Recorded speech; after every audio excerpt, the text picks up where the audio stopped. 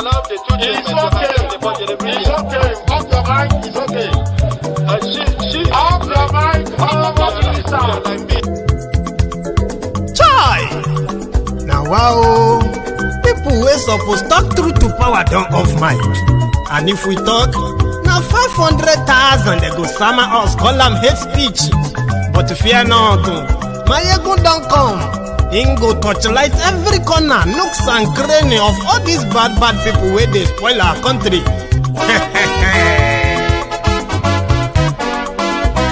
So my people make we laugh, oh yo yo. Maiyegun don't come, oh yo yo.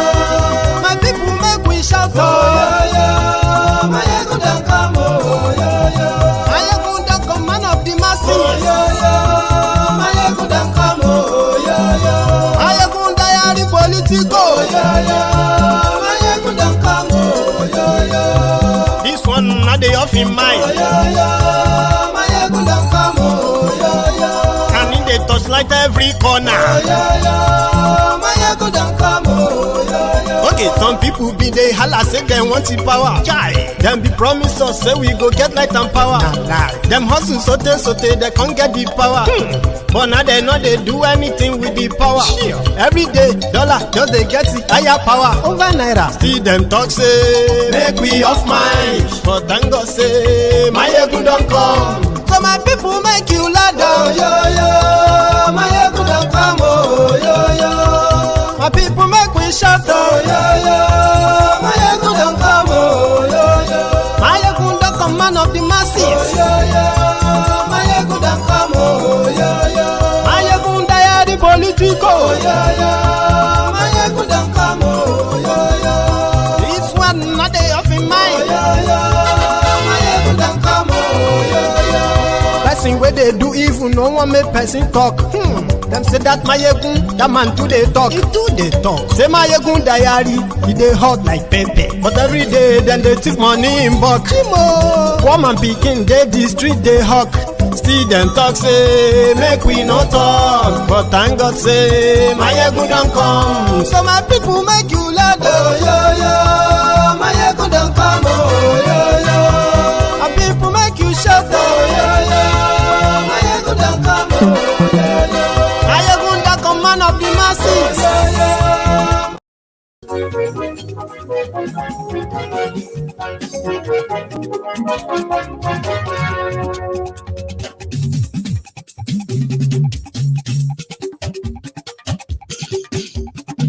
Maiyegun làwa mọ̀ làmọ̀ tó dòdòdò. Maiyegun Diary, Maiyegun. Hello there. Maiyegun làwa mọ̀ làmọ̀ tó dòdòdò. Maiyegun Diary, Maiyegun. Good morning to you, good afternoon to you, and good evening to you from wherever you are watching from. This is Maiyegun live. Maiyegun Diary, Maiyegun.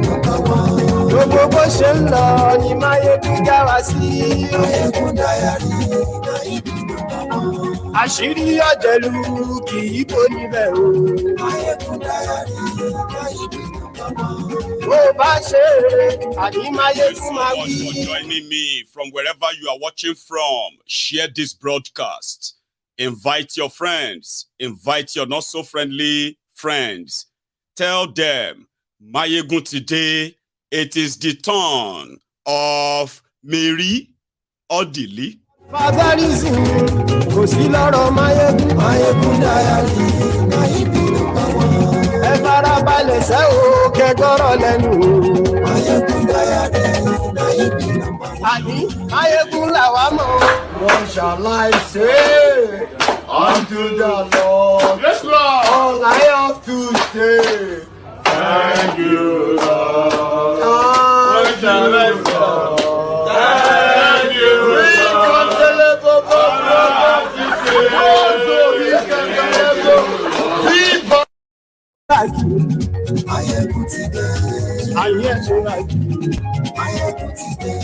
Lórí Facebook,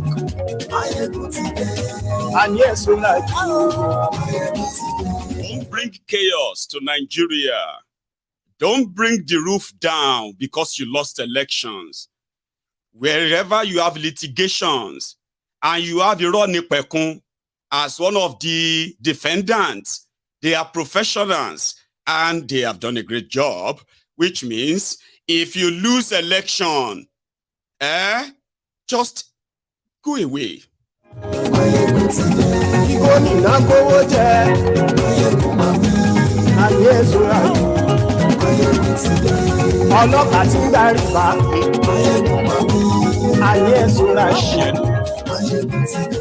Aṣòfin tí ń rúfin o. Ayé ẹ̀sùnra yìí.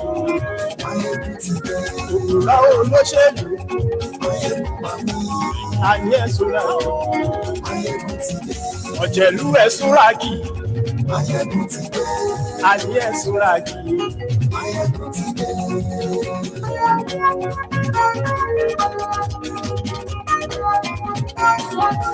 Maiyegun ti pé.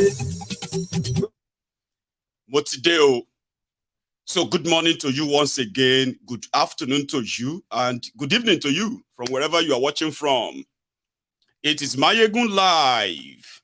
And I hope you have actually read the description of the broadcast after reading the caption of the broadcast. Yes, there's no much in the description tonight, yeah? Because most of them are going to come later as extra to this main one, trending. I have been saying it repeatedly that this whole establishment is beyond just your politicians. Last night, I was able to also show to you that your politicians have done so well for themselves that they believe to survive in the Nigeria crooked political system, you must have your own mole in the judiciary, in every institution that would likely want to stop or checkmate you. We got to see that last night. I also told you that as the days to the judgment day of your tribunal gets closer and closer, you are going to be hearing from different kind of elder statesmen, they will call them elderly women and men and women, pastors, and then you have imams, and all of them. They will be working your brains to accept a fraud, a coup as a normal thing. It doesn't have to be this much. Of course, if you all have noticed, their main worry is that how are you going to react when the same constitution of Nigeria is finally trampled upon and trashed by this judiciary? So they started the campaign of, don't blackmail us. Stop telling us what to do.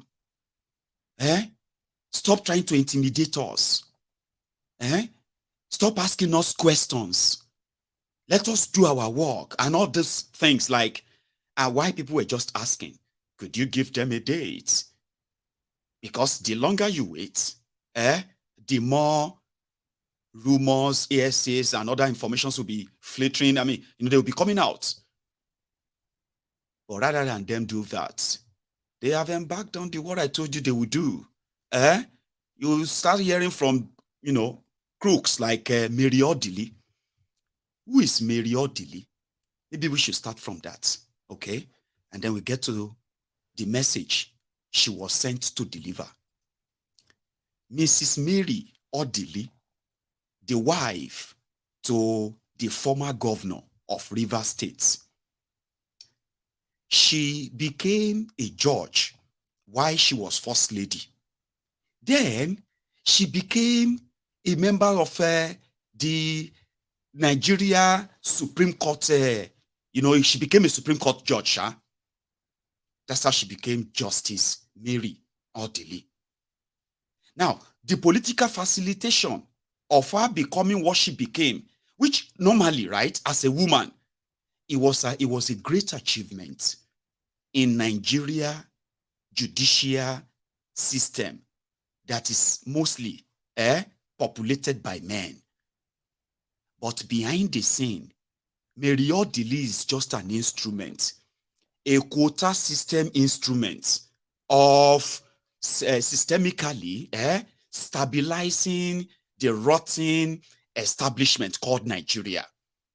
She is just there, like many others, playing her own role in stabilizing the fraud, the corruption that Nigeria represents behind the scene with that wig and others.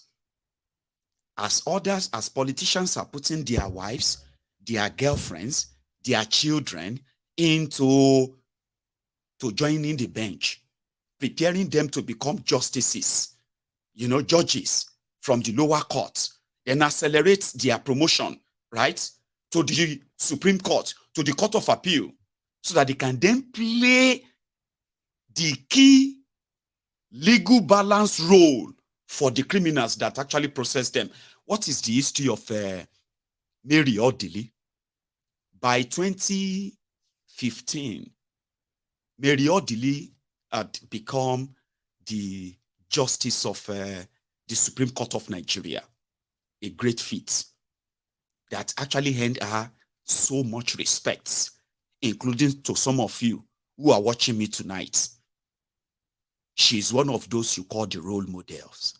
I'm talking about people you would love, your children to look up to and say, look at her, see us, look at her, look at her achievements. She is as stinkingly corrupt as the establishment in Nigeria. So what happened? In 2015, when APC, Egbekegbe, came in, then people destroying people, they've lost the center. Having lost the center, somehow, that puts a lot of the PDP governors at the time in serious legal dilemma. It's a change of government. Who is your person? Because Amechi, that lost, replacing himself with his own Suji in Rivers State, they decided to go to court. Werewike that became this mad Werewike, was just like a fish out of the water. His own godmother back then was Patience Jonathan.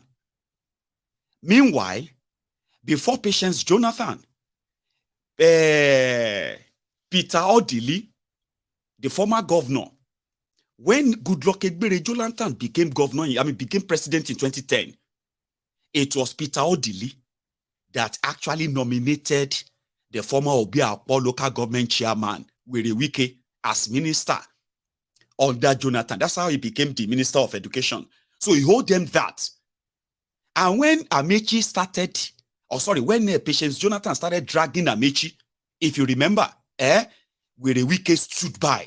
In fact, the same thing he's doing right now. It was like, I am the one who can face Amechi. I will defeat him like that. And he got what he wanted. So it was a legal case then. Amechi having controlled the center with Buhari and all that, it was time to kind of show Werewike who was the master. That was where Odili came in. Werewike became governor. For the first 6 months to 1 year, he had no peace of mind. In fact, this one is just like a rumor now, okay?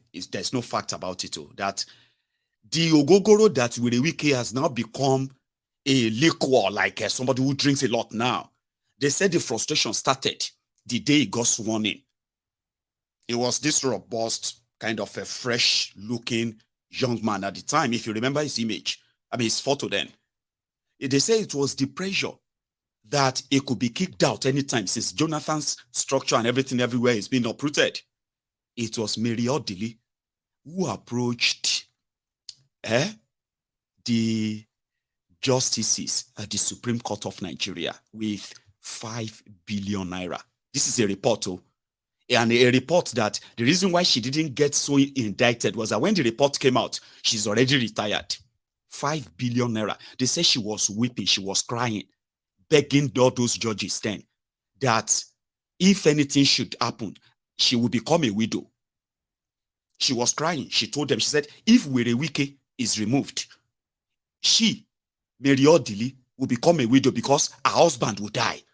Peter Odili, he will die. With 5 billion naira, Werewike secured the 2015 first term. So around that time, Werewike further entrenched himself in the judicial scheme and game of power. Remember, he himself claimed to be a lawyer. His wife is also a lawyer. So somehow, it was like, you know what? If you want to succeed in this career, get your family members to become judges in Nigeria, and the rest will be done. Don't worry. Yesterday, I played you the video of Bokashua talking about this woman, the former president of the Court of Appeal in Nigeria, who gave, who gave a fraudulent judgment that they put in total, political and otherwise judgment that came out of the courts and the judges that this woman approved. They are more than 680 judgments. She is supposed to be arrested. And all of those who have been given approval under her, put under probe, dead and alive. And you will get to see her. So her husband said she allowed him to encroach on her space and used that position to help all his friends, politicians, governors, this, that, at the Court of Appeal. But at the Supreme Court of Nigeria, Mary Odili was Iron Lady. The other governor that got a clearance from Mary Odili and the bribery of the Nigeria Judiciary was Benayade. Benayade of Cross River also gave Mary Odili 5 billion naira to bribe the Supreme Court justices of Nigeria in that same 2015-2016. All of these were among the things they've swept under the carpet. But, well, unsurprisingly, obedient are uprooting them today. And you see, coming out to show all of the corruption allegation against some of these judges, past and present, is what they now call blackmailing them. Is what they now said, you are trying to bring the roof of Nigeria down. And in her words, before I continue, Mary Odili, talking about the 2023 elections, in her words, listen to them carefully, because she shows them carefully. They wrote a speech for her, kind of. They went to a gathering in one of their own usual Bonkele gatherings, and she delivered a message that actually threatens Nigerians for demanding accountability and constitutionality from the people that are saddled with the responsibility of protecting same. But guess what? Ironekpekun was also fingered. He is actually so famous for bribing judges for political, election petition tribunals. No joke. In 2019 alone, those who are tracking briberies paid to Nigeria judges for political judgment alone, they tracked 9.8 billion naira. Go and Google it.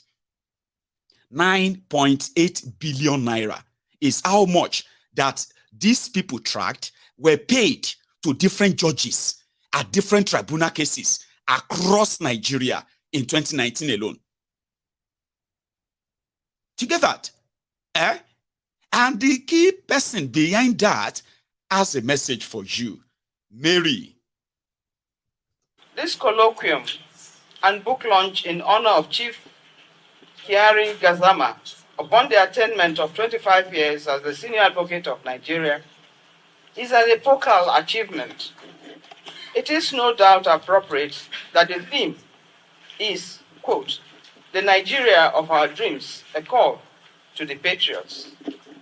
I say so in the light of the prevailing situation in Nigeria as a result of the 2023 general elections, which has generated a lot of storm, necessitating the conversation which we are about to indulge in, as there seems to be moves to throw the nation into chaos or conflagration. These may be brought about by some individuals and groups who, fanning the embers of hatred bigotry, and tribalism fail to see the possible outcomes of the utterances without caution that are being thrown around. It is human to feel cheated or having the short end of the stick, but one who is not declared a winner at any of the electoral contests, such emotions, however grim, does not justify bringing the roof down, the roof of our nation. The reason is simple, that in such an eventuality, that aggrieved person may not be spared, as the commotion that would ensue would be like an unguided missile which could land anywhere and upon anyone. Therefore, in ventilating our points of view and facts at the electoral tribunals or other courts, a sense of responsibility from all parties is demanded. The situation does not call for the blackmail of the judges or the posting of speculatory hypotheses, giving them such a life of their own, which run riot and accepted by the hapless and innocent in the society as the truth. Knowing the quality of participants at this colloquium, and I am happy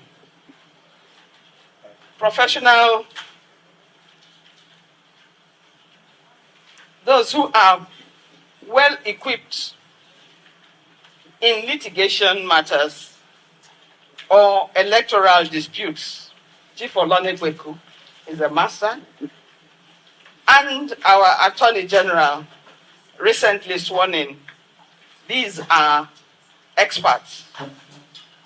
I am confident that having such persons here, including our chief host, Chief J.K. Gazama, there is confidence that at the end of the day, a resetting of the mind would be taking place, and we would keep things in perspective in the full knowledge that elections are seasonal and litigations relating thereto of the same bend.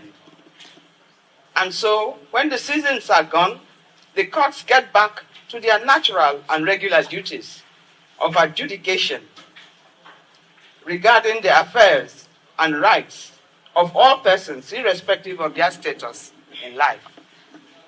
J.K. Gazama, Senior Advocate of Nigeria, has called us to this discourse, lest we forget our past, the recent happenings in our country, and the need for a restoration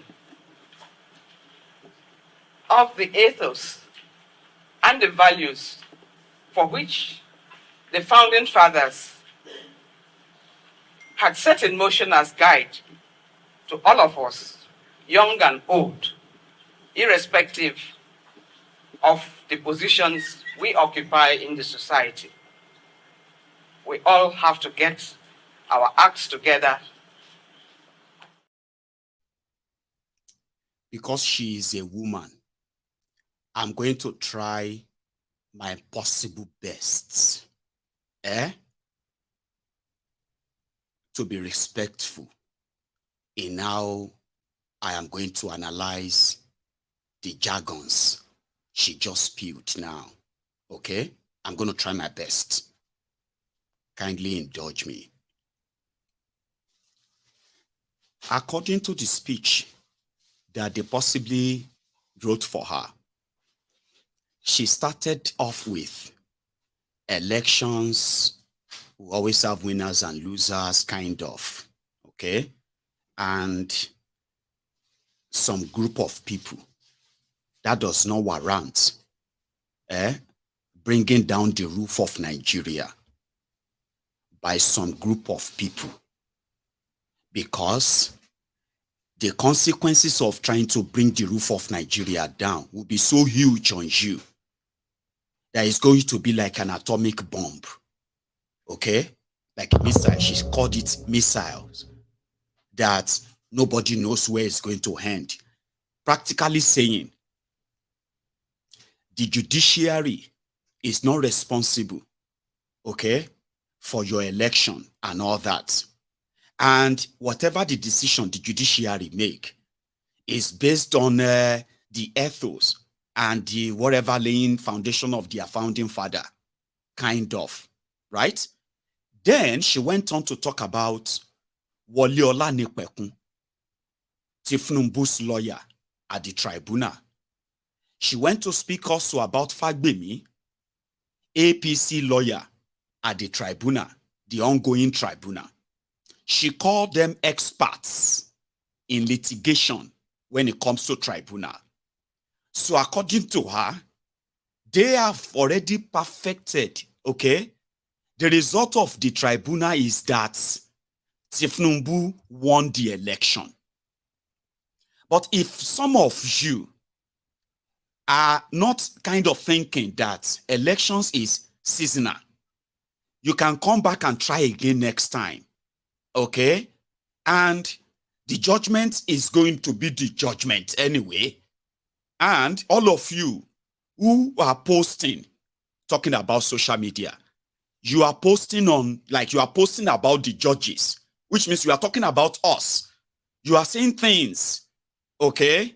So what you are doing is that if we then say, okay, fine, this is the judgment and Tifnumbu is the winner, you are telling us, the judges, that we will be responsible for whatever happened after that. No, you will be responsible for anything that happened after that. That's what she's practically telling you. All right? She said,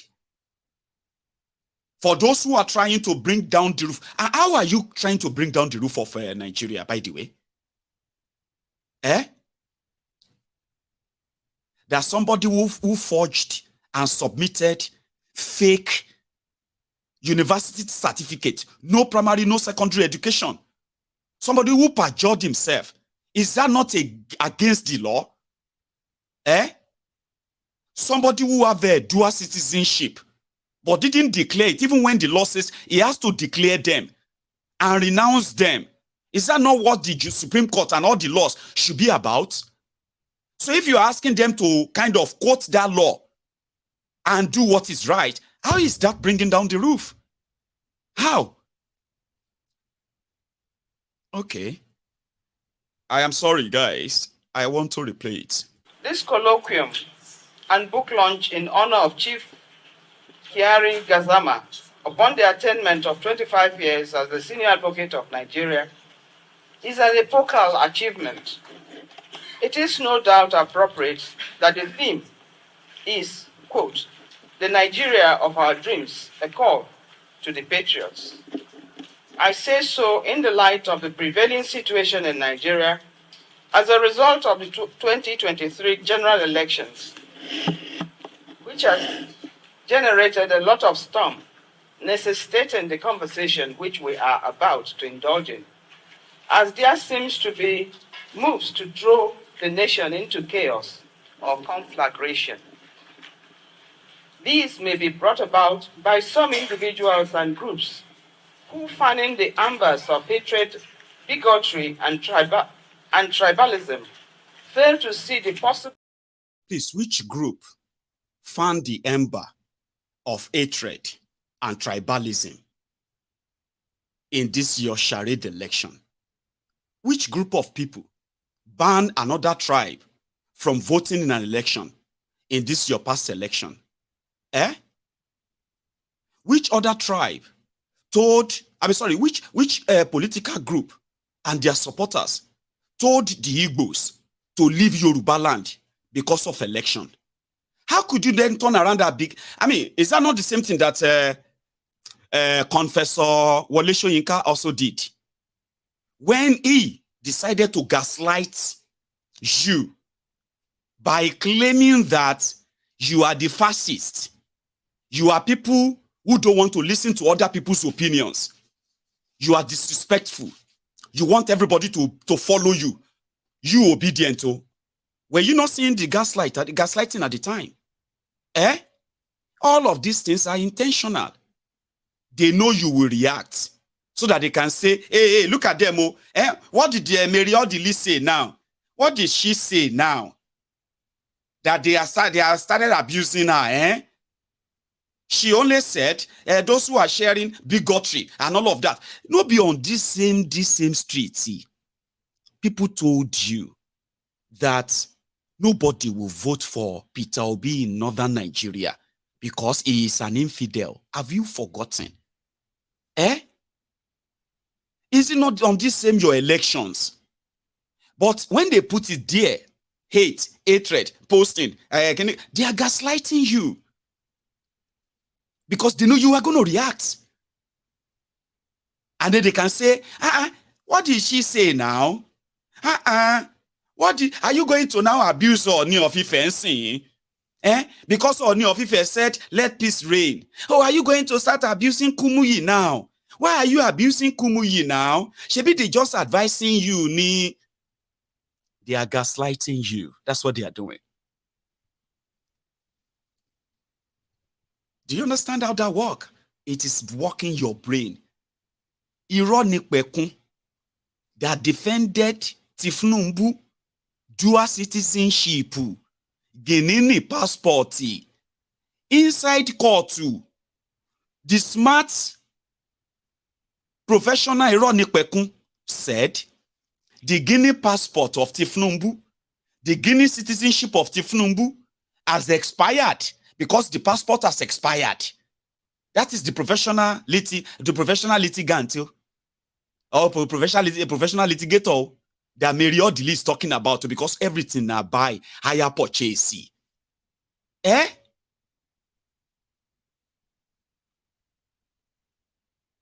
But that's what they do. And that's exactly what they are going to get into now. The social media is the problem.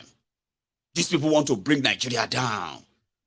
For asking the judges to do the right thing. We must make sure we... Do you remember this video, by the way? This guy. To control the nature, the content, and direction of its own media. The government may not, because we are in a democracy, may not have the legal authority to compel the private owner of a station or of a medium how to run his or her own organization, as long as the general laws guiding such industry are complied with. So, but in a nutshell, the first thing is to create a conducive environment for media practitioners. I am one, and I said it inside the chamber. I remain one. So it's in my own personal interest, apart from professional interest, to ensure that we create that environment. Because this is a fleeting job.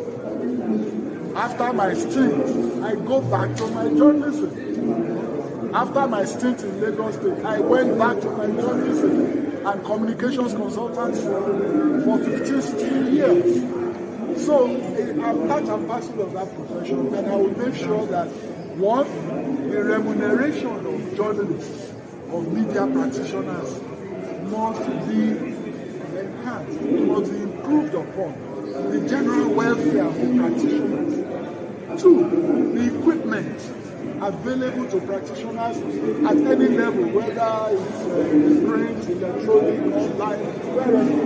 Equipment must be upgraded to ensure more efficiency and efficacy of practice. Number three, attitudinal. Like I said inside the chambers, all of us in Nigeria must change our attitude to our environment. Hitherto, there was this saying that government property was nobody's property. The same attitude to government funds, resources, government money is nobody's money, so you could steal it at will or spend it frivolously and all of that. Those things are attitudinal that we need to change. So we journalists are part and parcel of the society, and we also have our own detrimental contribution to the values that have been desecrated by our own attitude. So we also need to change our attitude to our employers, to our profession, to our society, and that's where a sense of responsibility comes. So it's a question of combination of factors and variables. For one thing you can take away is that me as a media person, the welfare and interest of the media is what happens to me.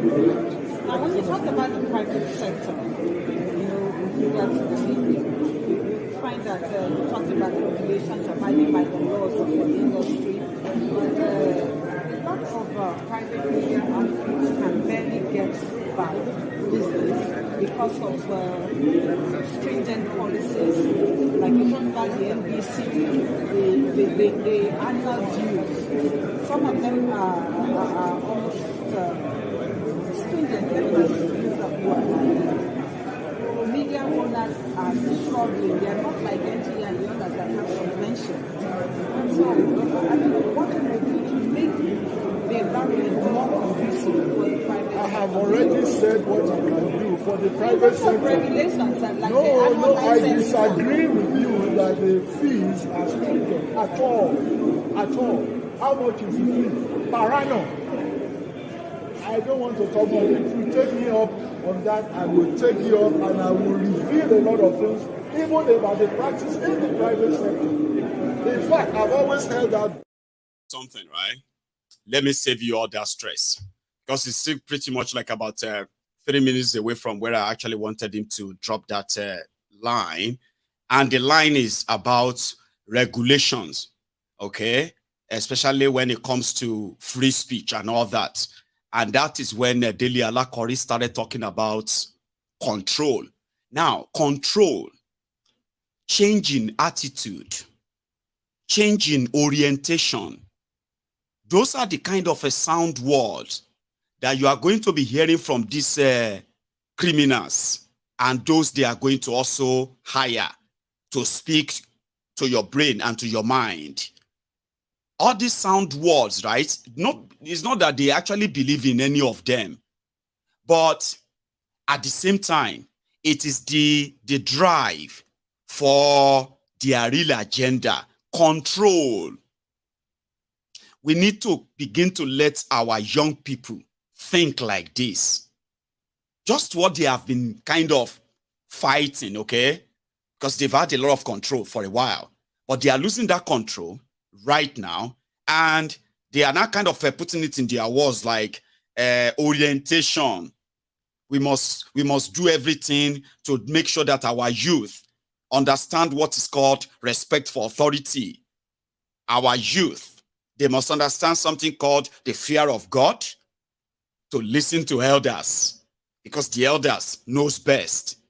Whatever the elders see sitting down, if a young man climbed Kilimanjaro, 1,000-story building, he will never see it, and all those nonsense that they love to say. So orientation change.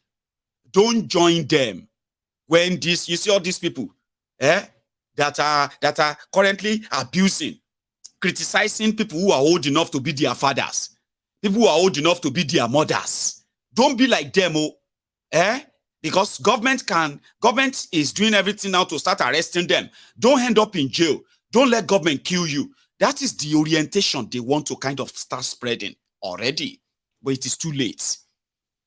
When they gave this guy appointment, they said, oh, they are appointing a young man. Tifnumbu has division. Bosunti Jani Abi, sure.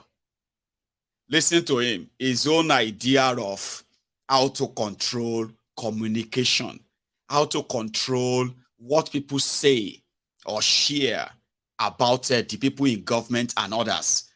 Just same way like the social media bill, hate speech law that they were trying to put together under Bokwari that failed. So these guys are back, maybe with better English now. In the US, a couple of elections ago, and what role did it play? The ability to hack Facebook. Today, we all know in Nigeria as well, the role that platforms like Twitter plays in shaping what people think, how people think in most cases, without being aware. So your data is extremely important. The minister assures that collaborative measures are already in place to ensure the safety of Nigerians' data. We are taking proactive steps to strengthen our data protection framework. We're working with all stakeholders, including the National Assembly, towards the enactment and implementation of robust data protection laws, one that is aligned with international standards. These laws will hold organizations accountable for how they collect, process, but also store data, so that everyone is fully aware about how their data will be used.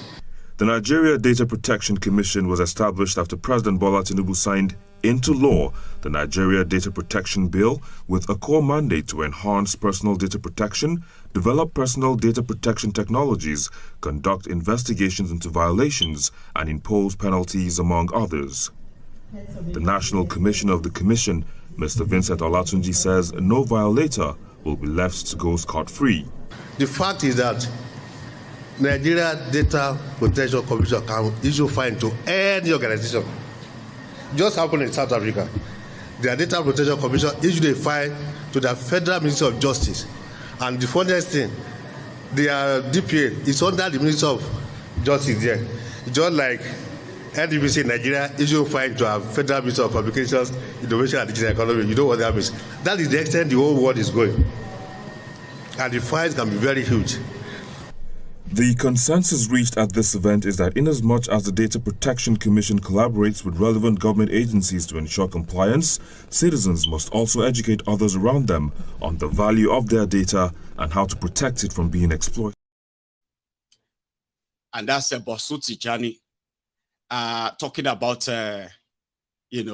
they kind of concentrating on collecting data for whatever other nonsense they said in there. But behind the scene, the job that ISA pandemic did, collecting the data of Nigerians, okay? This is what you just saw there, right?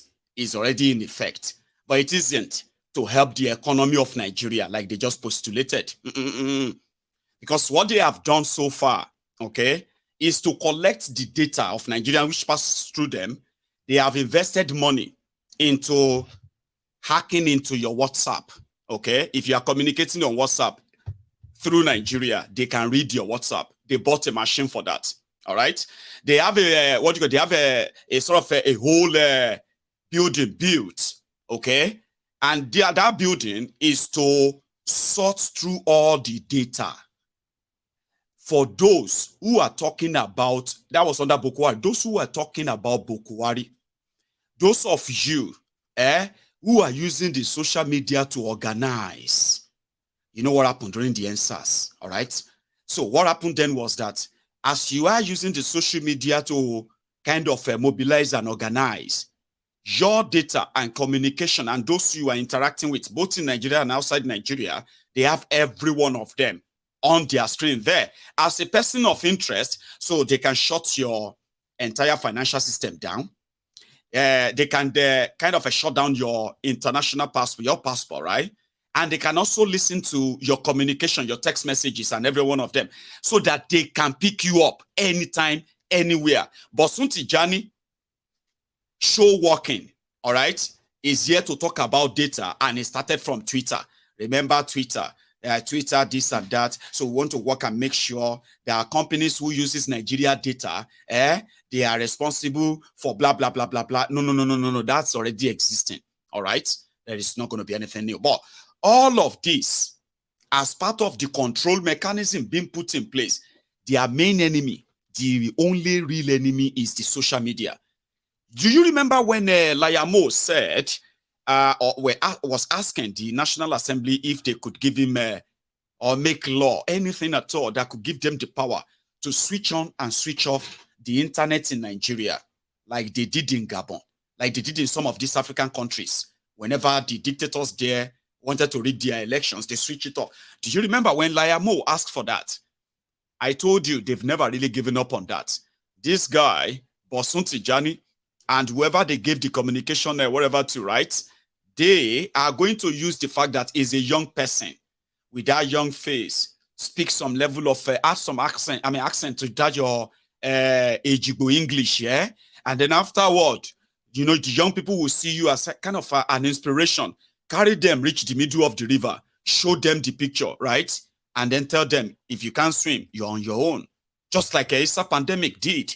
Now, in all of this, one crucial thing that could have actually make sense from, it's not even just one, talking about a collection of that, data. When ISA pandemic was there, okay, usually, all right, when you get some of this data, they are very useful for security. The Bosun Tijani, if he needs any data to help economy, okay, he can easily just go to the NBS where they are writing the figures. That's where you can know, you know, where you can invest in Nigeria, which area needs development and all of that. If the numbers were right, Abi, so Bosun Tijani could get from that. But you see, the good area of data collection, especially for security purpose, when they are listening to your communication, is to prevent crime, all right? Or, to prevent a crime from happening. It was under these criminals. They were acquiring different sophisticated equipment to spy on Nigerians. But guess what? The terrorists in Nigeria, the kidnappers in Nigeria, they continue to make phone calls where they are using their victims' phones to make contact with their families for days, for weeks, to collect their ransom, right? And none of this information has been used by the same ISA pandemic that has been listening to those who are talking about Bokwari. If you say something about Bokwari's government, then even right now, about 28 days ago, right, using the same spy machine or spying system that they put together, not to protect Nigeria, okay, but to protect the criminals who are destroying Nigeria, right? They used that 28 days ago.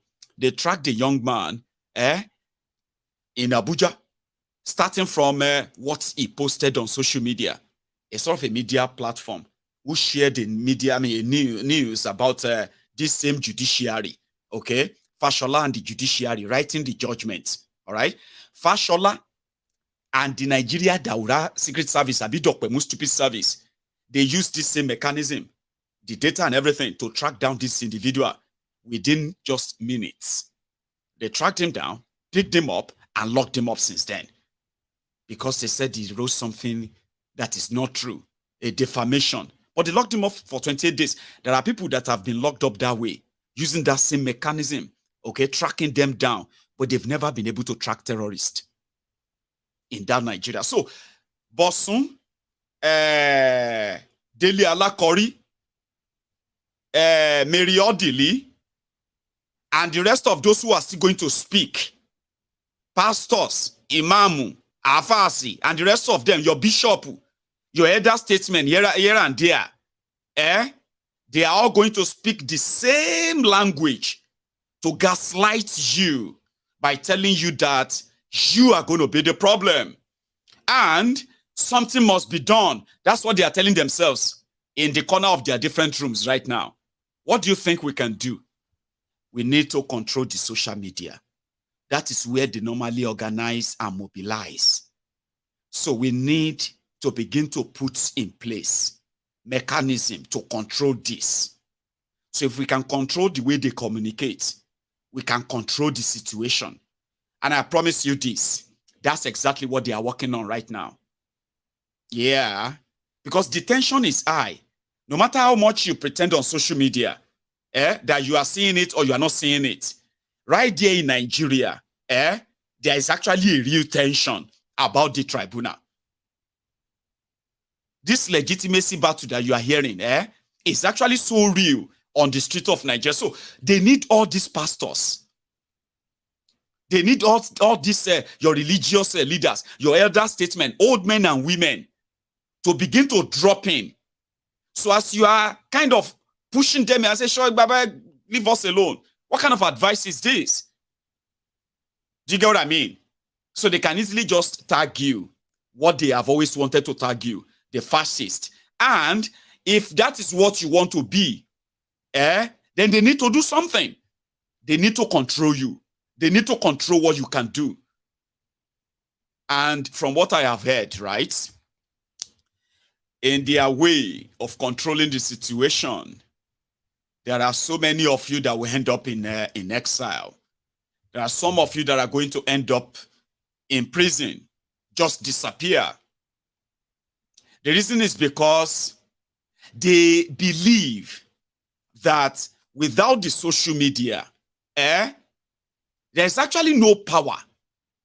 There is actually no fighting chance for those who are going to reject, or those who have rejected the Charade election, and those who are saying all eyes on judiciary.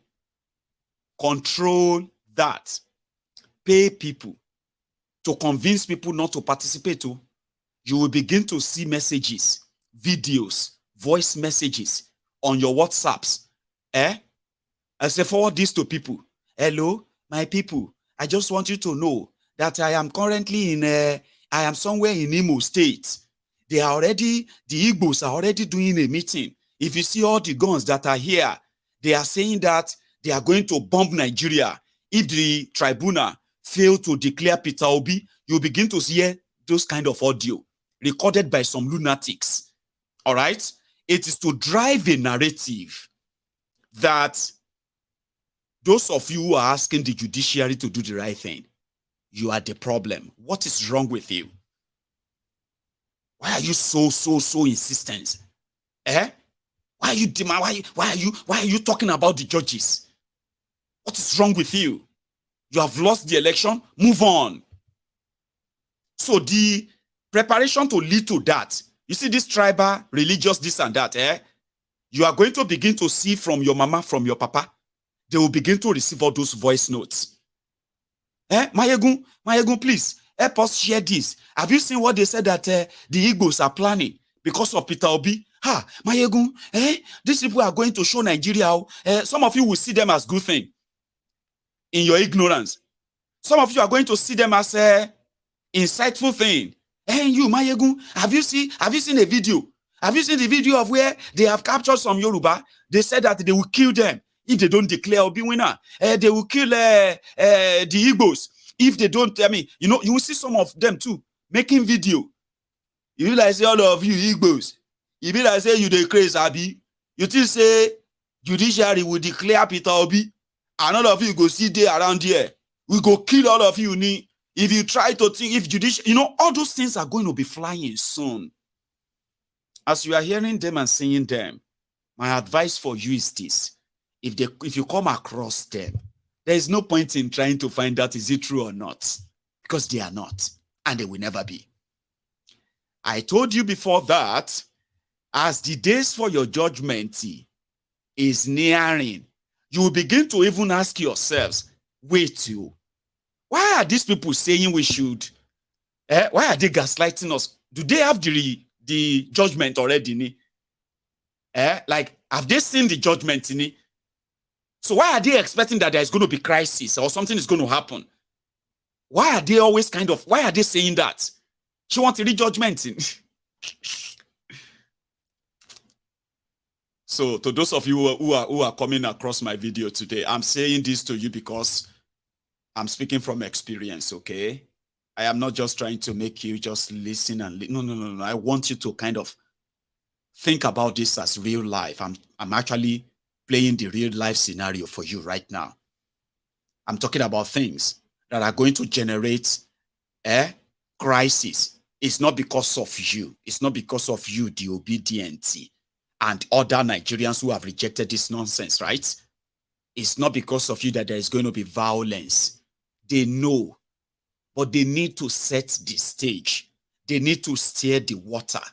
They need to up the propaganda. They need to up the gaslighting. They need to make you feel doubtful of yourself. They need to make you start feeling guilty of your judgment. They want you to believe that whatever you are thinking right now about this case of court or no court, just know that somebody else is controlling you. Somebody is trying to use you. Listen to me. The propaganda is going to make you feel like if you stand up against these criminals, you are not standing up against them, you are fighting for Obi. They will make you think that what you are doing, you are not thinking straight. That's the intention. The whole thing is to make you feel so guilty. confused, and lost. And this bombardment is going to come from every left, right, and center. And you know our mama and our papa, we be say, if you know the kind of propaganda that goes on WhatsApp, Jesus. Sometimes I wonder, especially the young people who are doing all these dirty, horrible things, helping this APC, Egbekegbe, to cook up serious divisive rhetorics on WhatsApps, sending them to our mothers to forward to their group chats. And they begin to go and call their children. Joe, they said they will kill everybody tomorrow. They said they will shake in the cock. There are people who do this. And when they do them, they are just like, then they wait.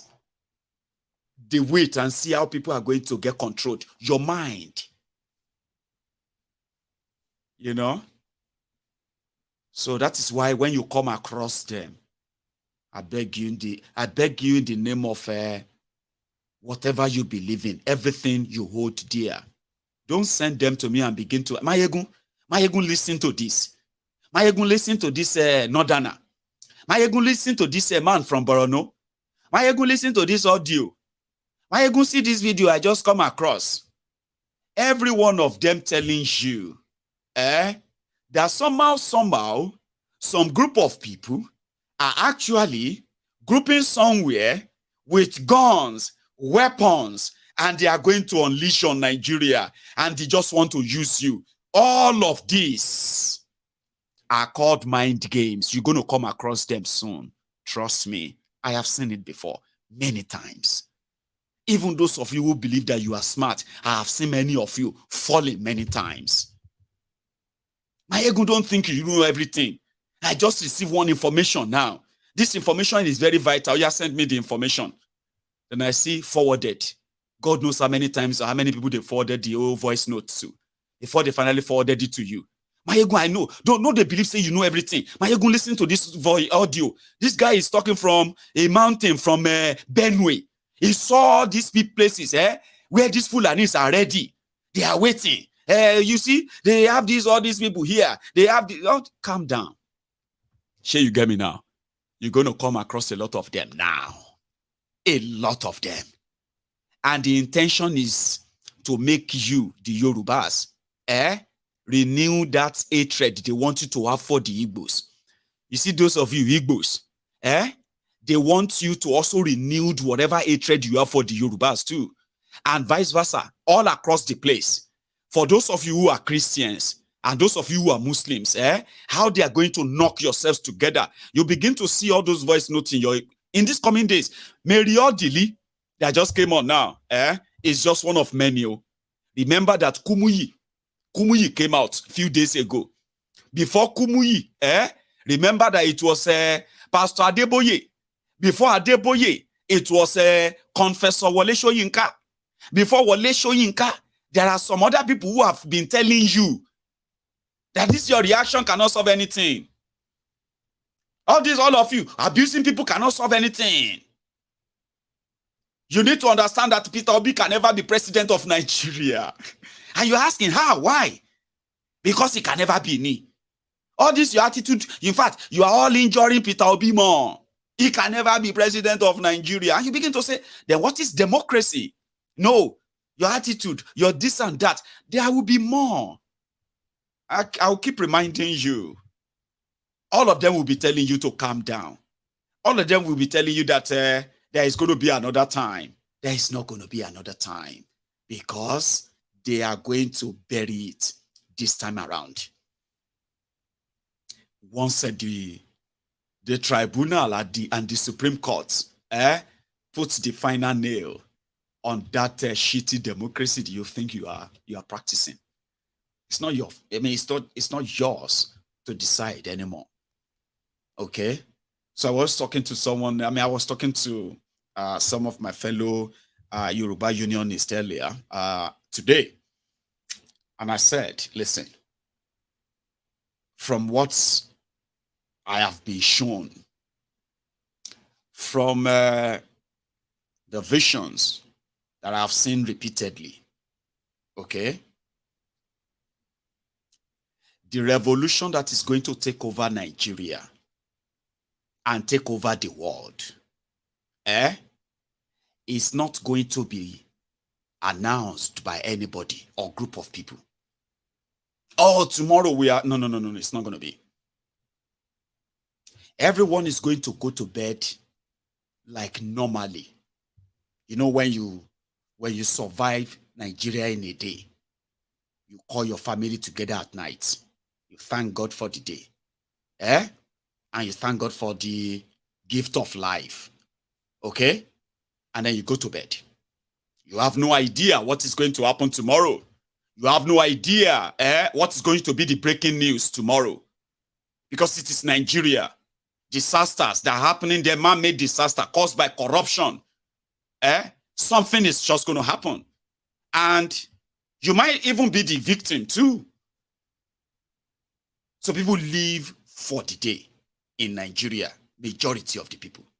So I said, that's exactly what's going to happen. Everybody's going to go to bed that night, like normally. Everyone is going to wake up the following day, like just every other day. And then the spark is going to happen. Pa! I even described what I believe would happen compared to things that have been happening. What will happen that will lead to this keg of gunpowder to explode in Nigeria will never be compared to the worst things a lot of you have grown cold skin for, grown numb to. I even described it. I said, it may just be Okada man, the passenger, a pregnant woman, and then a road traffic police officer, okay, that is asking for a bribe. And in trying to avoid the police officer, for the Okada man to try to avoid the police officer not paying, they push the Okada guy, and an accident happened. A pregnant woman has lost her consciousness. Now the Okada man is probably also injured. That thing, maybe nobody died, right? Could be the beginning.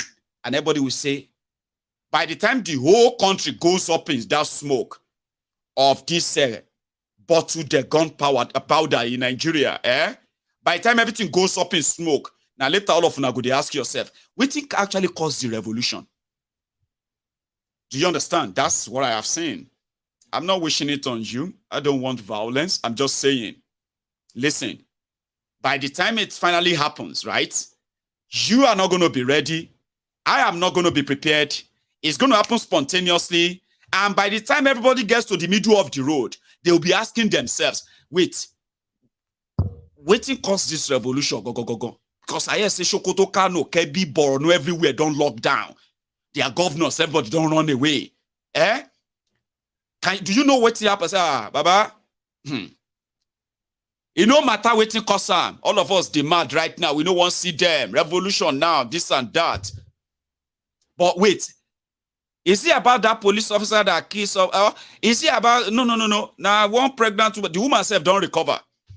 The Okada man self don't recover. Nobody died, but they just said that anger just started from there. And before you know it, it just spread to the whole... Where did things start from, Baba? Now, Abakaliki.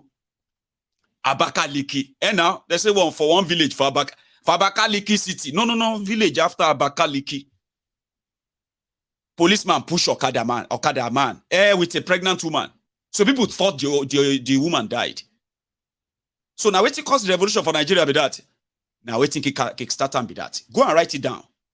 Revolution can never happen in Nigeria. Kiniko can never happen. You will call it a name. But unfortunately, what will happen to Nigeria? The grave these guys are digging. Now, again, I don't see any of you getting angry. No matter what the anger will be, write this one down too. Go and write this one down as well, right? The tribunal is going to declare Tifnumbu the winner. They're going to bury your constitution this month, okay? The Nigeria Supreme Court is going to confirm what the tribunal said. Now, see how much anger you're going to have that time, Abi. You're going to expect them to riot. people to go on the street. No. That time when they delivered the judgment, you know what will happen? The same day that Yakubu announced your results, you see that feeling in the whole country that everybody just went dead, quiet. Not even Tifnumbu's supporter went out there to celebrate. You remember that day? It was like something happened. That is what will repeat itself when that happened. But this is where these guys are going to get it wrong. Go.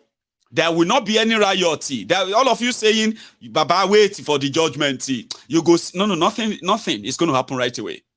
And just like I said, it's going to be like you have bottled your frustration here. And awaiting no suppose. Rile everybody. Go rile everybody. You know why? Every day, when they are unpacking your shege, as they are unpacking your shege, and you are seeing that this is a new shege this month, or more, this is another new shege this month, we go survive them like this. Hey, Baba, and we thought the tribunal will save us, so we beg the judiciary to save us from these people. Ha! God, we beg them, every month they will be unpacking your shege. Every month. So, like I said, spontaneously, you're going to go to bed one night, thank God for the day, for the gift of life, for successfully at least going out and coming back in, and pray to God to wake you up tomorrow so that you can do the same again. So then tomorrow, you're going to wake up like everyone else, just like that. And bam, something is going to spark. I know this guy very well because there's something they are missing. They are still believing in control instead of doing the things that are going to kind of slow down the degenerating state of the country. What do I mean by that? The country is going through hell, courtesy of these criminals, mismanagement and corruption. Okay? Now, if those who care to prevent Nigeria roof from coming down, if they actually care, they will be investing more in the people. I'm talking about things that are directly beneficial to the people, actions that shows, right? In this country, UK, if those who are here, if there is no welfare system per se, for those who live in this country, poor people, their own case will be worse than that of those who live in Nigeria, that everybody lives on their own. Everyone is on your own. Abi? So if you want to curb the level of frustration, poverty, joblessness, insecurity that have further contributed to extensive multi-dimensional poverty of Nigerians, and you begin to pump money in them genuinely, you know, say the tension go dey calm down small. When you walk on your street and you realize that majority of those of you who were graduating, jobless for years, now you go on the street, you realize that you can actually count 1, 2, 3, or just a few handful of you who are still looking for jobs, because majority of you have now got something to do. Everybody is now living their life. It is not much, but something to keep building on. Maybe you go to get hope. Maybe you go to believe, say, okay, you go see better if they sustain them. These guys are not doing all of that. Now talk. Free education loan. Palliative money, palliative rice, and all the nonsense they are spewing. There is no actual practical approach. There is no practical investment, no nothing that you can say they are already doing it now, Maiyegun. No, they are not doing it. If they are doing it, it's so easy to say. For example, remember when I said you have jobless people? A lot of Nigerians right now, they pretend to have jobs, but most of their take-home pay cannot take them home. Sure you get, because of the devalued naira and on like that. So you can classify them as jobless too. Imagine you get job, but you dey beg to pay house rent. You dey beg to pay your children's school fees. You dey beg to balance the hospital bill. Meanwhile, you have job. You are not jobless. But Tifnumbu, you still have job. And the rest of that. So imagine if, like they normally do here in the UK and abroad and everywhere, when they give you handover notes and they say from one government to another, They give you the real picture. Meanwhile, you campaigned, which means you should also have the real picture of the country, Abi. When you compare the note together, first, you get to know how worse or how bad it is. Now that you are the one who is going to be in charge. For months, so, no plan, no nothing. Right? It's the way we do it here. Day one, you go down here, America president. Fellow Americans, dear Americans, I don't know how you address yourselves anyway. Sure you get. But here in Britain, you hear that like, dear British people, today, as your prime minister, in our efforts to reduce the dwindling economic misfortune that this country is facing, that has led to job losses, less loss to this and that, my government is putting together a package that is going to go into to save jobs, manufacturing. You are going to get 50 billion pounds. Those of you who are in the teaching professions, we need to hire more teachers. Now, we have seen that there are shortages of teachers, and because of this, we are setting aside 2 billion pounds sterling that is going to recruit at least 40,000 teachers in the next 1 year. Now, plan. So everybody where won't be teachers go be like go be teachers. The new government too. And immediately, if you go on to the government website, you will be able to read about what they have put together for this sector, that one, this one, and that one. How can you be part of it? How can you participate and volunteer here and there? How can you even register or to take up any job? New government too. And immediately you begin to, if you go to your GP or if you go to your doctors, that announcement made by that new government policy, you don't see them, they don't pay stamp for your doctor office. Because they have already set something around it. Set something aside for it. In Nigeria, there's going to be student loan. Wait, we are working on it. We need to open a bank. So where are you going to get the money from? We're going to get the money from 1% of crude oil money. But there's no crude oil money. They've already stolen that. Don't worry, we will work it around. But school won't resume now. How we go take access student loan? No. For now, we are working on it. School don't enter. Because they had no plan. We have removed the subsidy. People are going to suffer. Now that everything has gone up by 300 to 500%.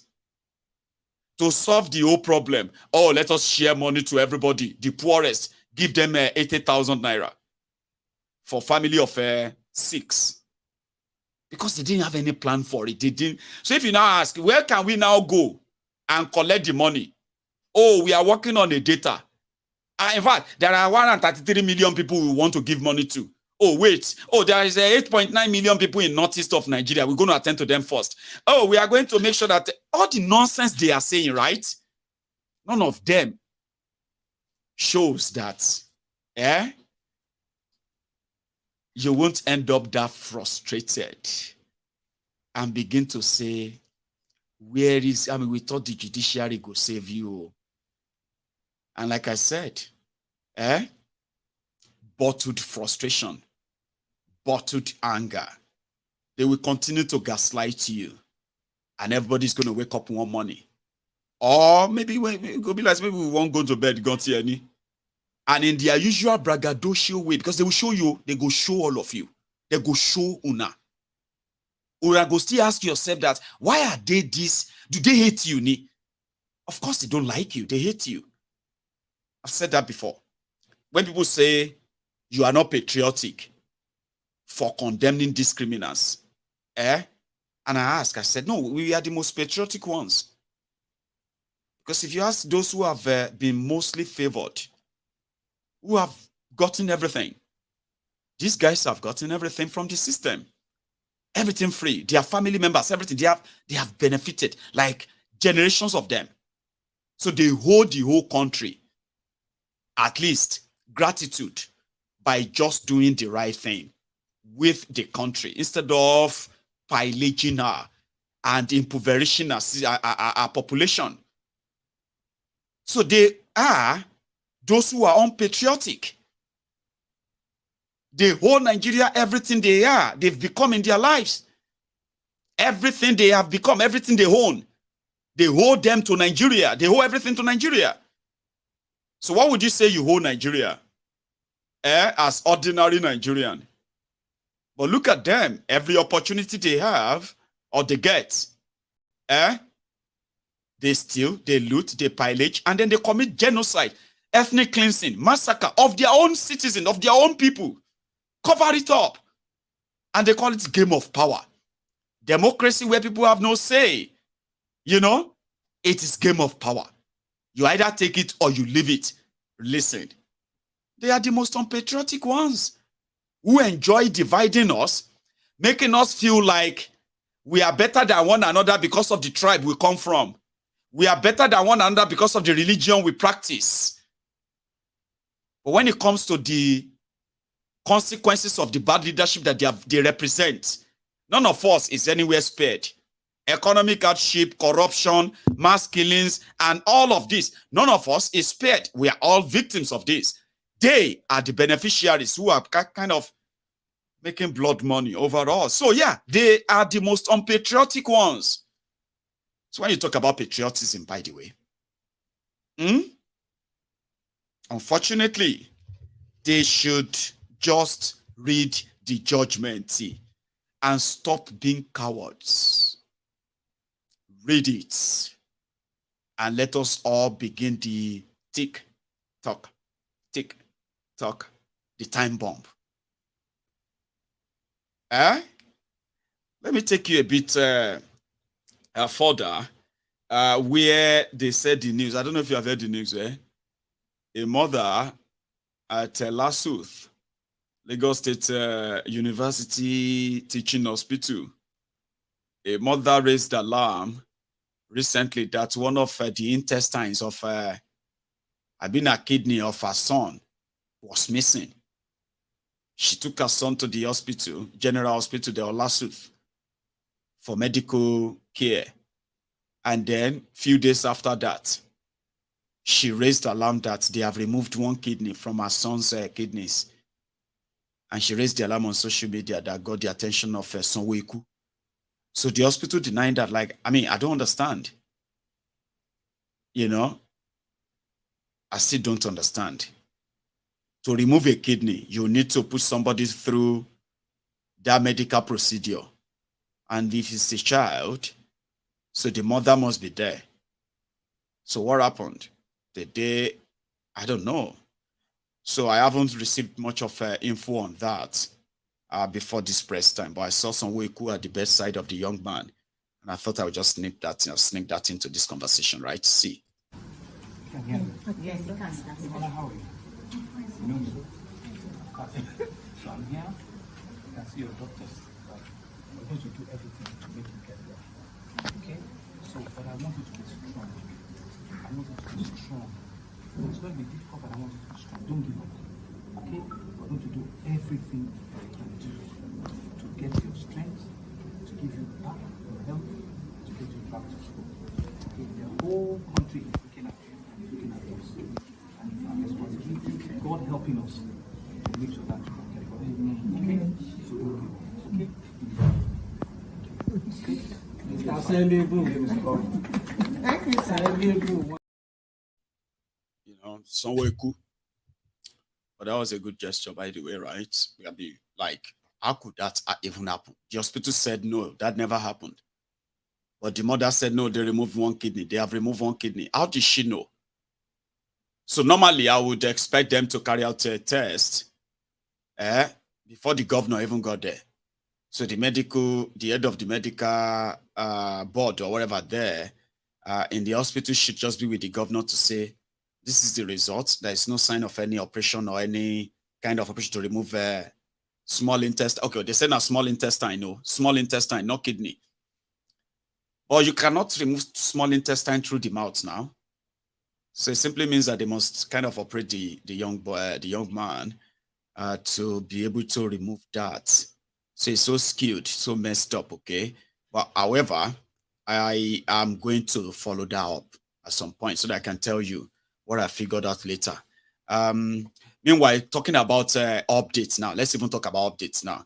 So you remember that local government chairman of Ijebu East, that accused the state governor, Ogun State governor, of diverting over 69 billion naira of the local government money since 2019. Now he's been arrested by the DSS. So when people raise the alarm that Mr. A diverted local government money, Mr. B accused him of diverting local government money, which Mr. B accused Mr. A of diverting local government money, which indeed he diverted. Then the councillors of Mr. B's local government came together and they accused Mr. B that accused Mr. A of diverting 69 billion. So the councillors from Mr. B, they came back to accuse Mr. B of also diverting 1.2 million naira, money that he used for entertainment and tour as a local government. He should come and account for the money. 350 here, 150,000 there, 250,000 here, 400,000 there. They added the whole money together, 1.3 million naira. So they said because their own Mr. B, local government chairman, could not account for 1.2 million naira local government money, he has no right to accuse the state governor of diverting 69 billion naira local government money. Let me tell you something.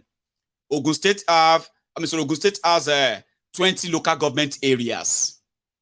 At a point, Irokunle Omoamushi created LCDA, local council development areas, so as to create more jobs for their political jobbers. They could call them chairman, local government, LCDA. So making the total 37. Now, 37 local government and LCDA in Ogun State.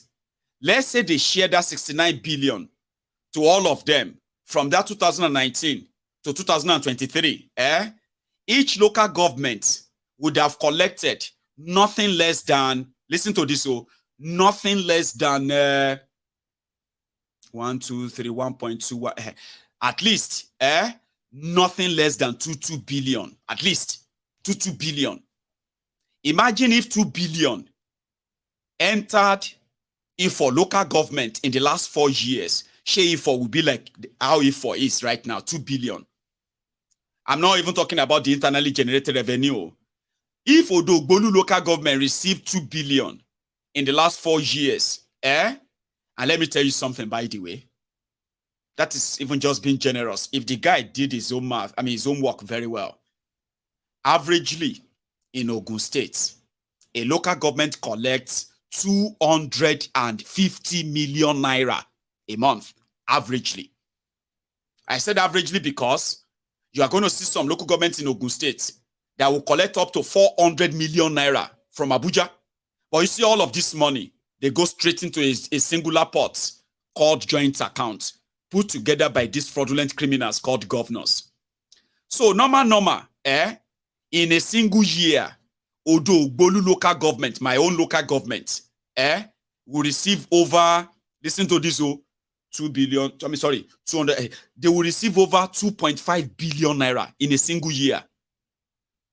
Now imagine in 4 years, Odogbolu local government should have received like 10 billion naira from Abuja. But this is us now talking about 2 billion in 4 years. At 2 billion, at 10 billion, Odogbolu local government no receive chishi. She buying. That's what prompted the local government chairman to raise alarm and said, now. Which kind of thing be this? We are local government chairman, but we can't really do anything substantial. We can't do anything. He raised the alarm. His councillors impeached him. DSS picked him up 2 nights ago. DSS. They picked him up. And when people raised the alarm, which nonsense be this?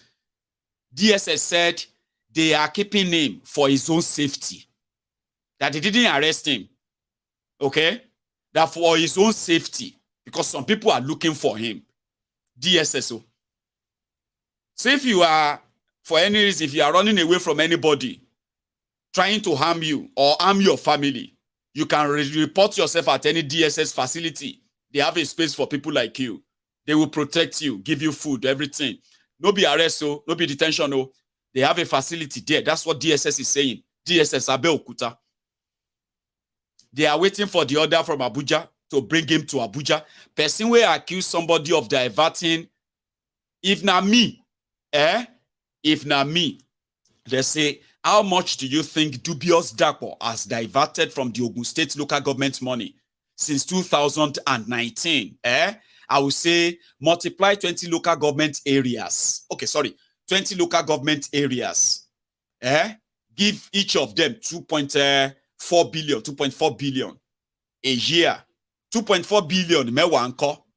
Is that not 24 billion? Another 2.4 billion, mewanko. Is that not 24 billion? So 24 billion every year. 24 billion times 4. It comes 16, it comes 80, 96 billion here. Talking about 69 billion. It's like being generous. Genuinely being generous. Go to Ogun State. Go to Iperu that Dapo come from. Where Dapo, dubious Dapo is from. Go to Iperu. Go to Remo local government areas.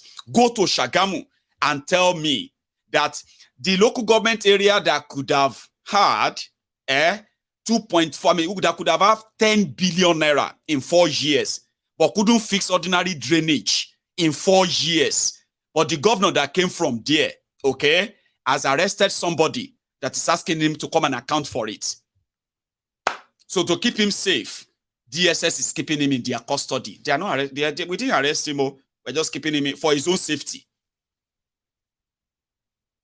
So the person who won't kill you, the person where you accuse, is walking free. You that blow the whistle, they have to lock you up for your safety.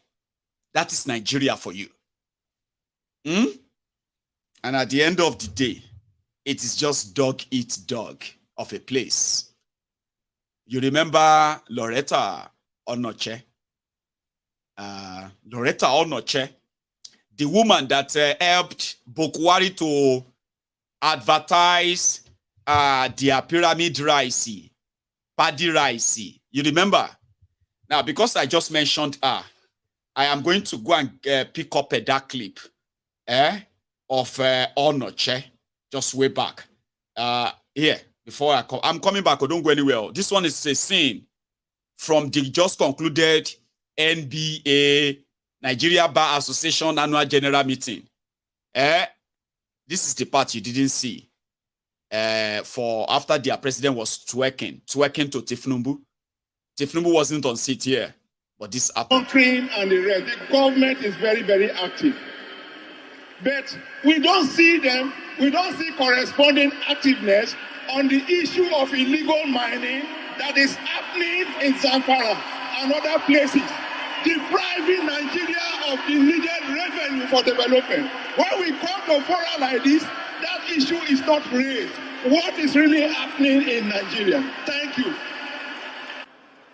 I am from Puerto Rico, where there are many oil flow stations. But believe you me, we don't even have a drinking water. Not to talk of a secondary school. I schooled in Benue State, Chilegado College. I am one of the pioneers students. My father was a fisherman in Benue River. And that's why I was opportune to school in Benue State, Chilegado College, 1974.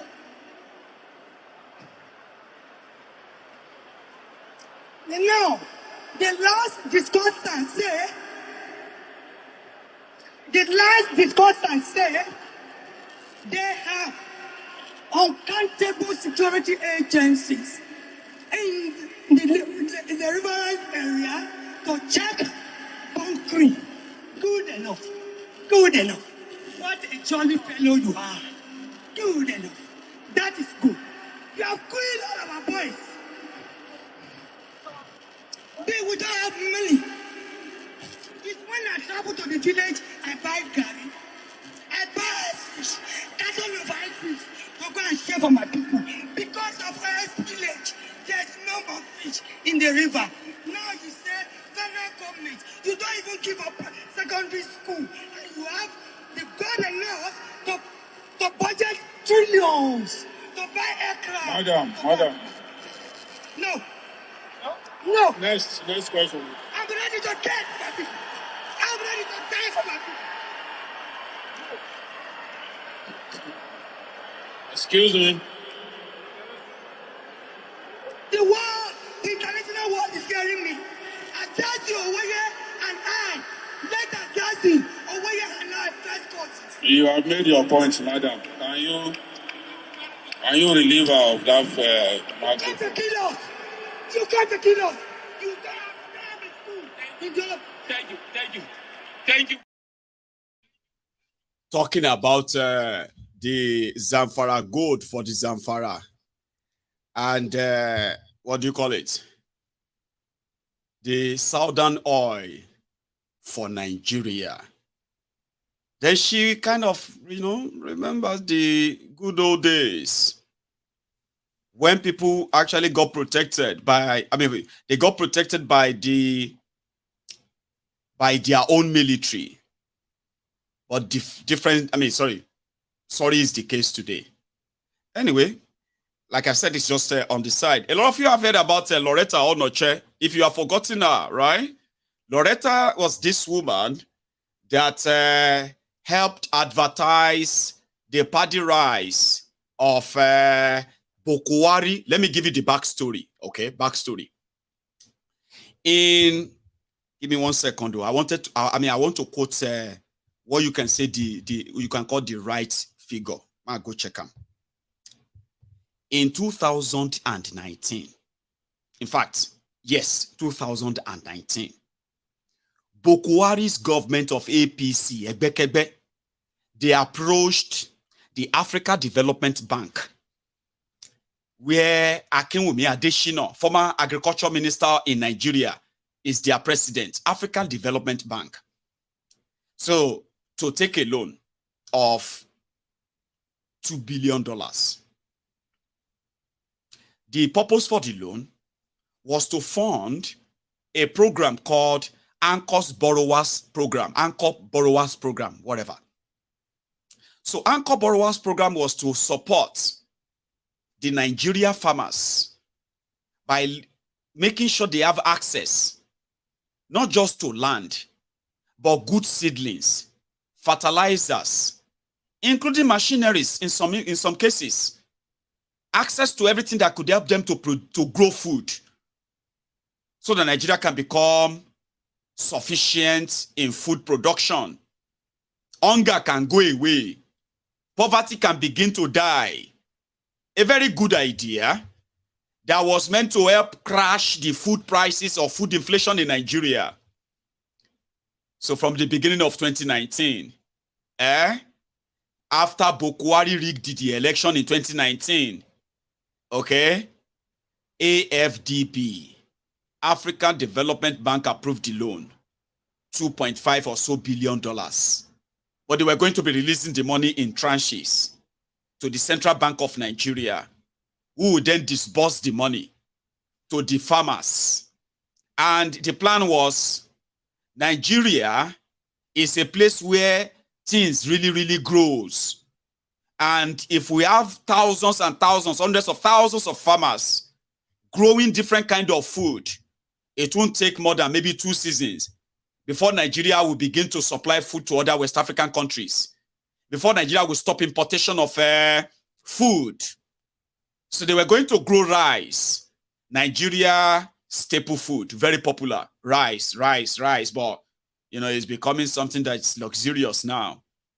So after taking the loan, it was the time for disbursement.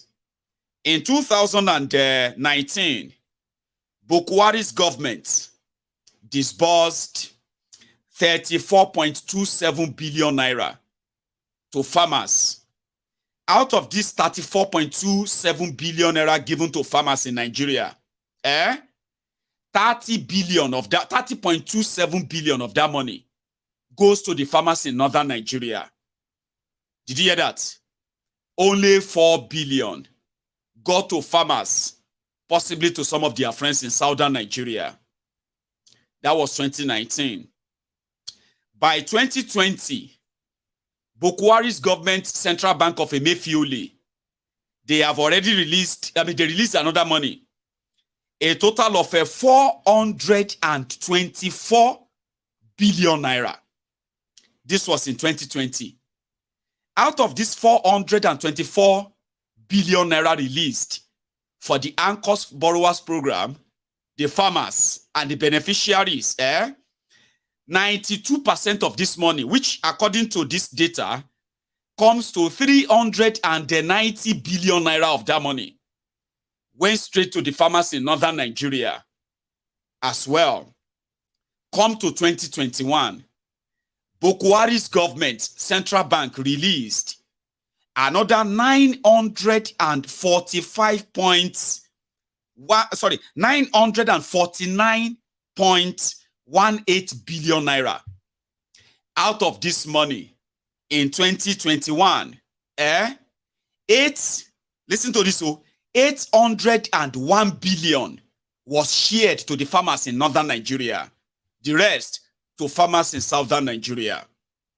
In 2022, which was last year, Bokwari's government then released 629.04 billion naira on this same project. The purpose was to make sure that the farmers that were given this money, when they finally get all the grown food ready, okay, they will be able to pay back the money, the loan, and they will make profit because Nigeria was going to help them process all of the farm produce so that there will be no waste. But towards the end of last year, when it became obvious that most of the farms that they expended this money on, most of the farms are now in the areas controlled by the different kind of terrorists in northern Nigeria. Nigeria government cannot go to those places anymore. In fact, most of those crops are now being harvested by the terrorists who controls those areas in northern Nigeria. Nigeria run at loss. But that was just the story that are actually public. Even the corrupt Kolu, the Jaga banditi, Jaga addicti, Aṣíwájú àwọn olè, Aṣíwájú àwọn agbèrò, Tifnumbu, when he saw the data of the fraud of what they did with AFDB loan, it is through disbursement that the real corruption took place. They found out that not that Nigeria lost money from that investment. The farmers, most of the farmers have been killed. Those ones that are now have not been killed have run away from their villages. They are now refugees in different parts of Nigeria, even outside Nigeria. But in fact, during the scheme of sharing the money in 2019, 2020, 2021, 2022, they discovered that out of all of the 2.5 trillion naira that Nigerian government spent on Anchor Borrowers Program, number one, food price no crash for Nigeria. It got worse. Okay? However, they discovered that 1.1 trillion naira of the money actually went straight into private pockets. The people they disguised as farmers and they gave money to. Sure, you get 1.1 trillion naira of the money they borrowed from my bank that they will have to pay interest back on. No, 1.1 trillion naira, Emefiole and Bokwari, they share the money. So even Tifnumbu is asking for the money. Now, why did I tell you all that long story? It's because Loretta Onoche is in the news again. Okay? She did a video on this Anchor Borrowers Program. They started asking those other farmers who has something to show. They said, please, we need you to bring all your rice. We want to show Nigerians that Bokwari's government Anchors Borrowers Program was a success. In fact, it has crashed the fruit price in Nigeria. Nigerians are going to be enjoying it soon. So here are the rice. Or like Ajogba Taitu, Ajogba Botu, or Ajogba Fida. I'm talking about Jackson, Dr. Ajogba Fida of Oshun. Sorry to the Oshun people. When they said, what do you have to say about this coming election? This was way back, last year. Last year was 2022. I'm talking about 2018 Oshun election. So they were doing this interview. And Adeleke wanted to complain about APC, Egbekegbe bribing people with food after making them poor. I think it was a debate or something. And Adeleke was like, if you go to Oshun today, there are so many rices that this APC, they are sharing to buy votes. So in the case of APC, Egbekegbe, to show to Nigerians that the Anchors Borrowers Program of Bokwari, the project of 2.4 to 2.5 trillion naira of borrowed money, was a success. There were rice and there were rices. Loretta Onoche, in remembrance. Should come and see this. Everyone should come and see this. This is marvelous. This is wonderful. I have been hearing about it over the last few weeks. And then today, I'm so delighted to be here. Look at this. This is all rice. Look at this. Just look at this. Just look at this. Look at this, surrounded by rice. God bless the Nigerian farmers. God bless Baba Buhari. Say Baba. Say Baba Buhari. This is rice, made in Nigeria rice. It's not foreign. This one not be China. This one not be Thailand. This one are Niger. Original Niger rice with flavor. With good taste. This one. Say Baba. See rice. See rice. I have never seen something like this. This is brilliant. This is wonderful. I just love the ambience of this place. I love this place. Woo! This is, just look at. Just have a look at. Just have a look at. Just watch. Watch more. Just watch. And all of them have thank you Baba Buhari on them. Very appreciative Nigerian farmers. Most of them benefited from the Anchor Borrowers Program. And here are their products. They are here at the Abuja Trade and Convention Center. Everyone should come and see. Look at, we are still going. We are still going. See what we have here. See what we have here. See, this is rice. This is rice. Yeah. Rice. Ooh, rice. Rice, millions upon millions of them. Yes, see. Just look at.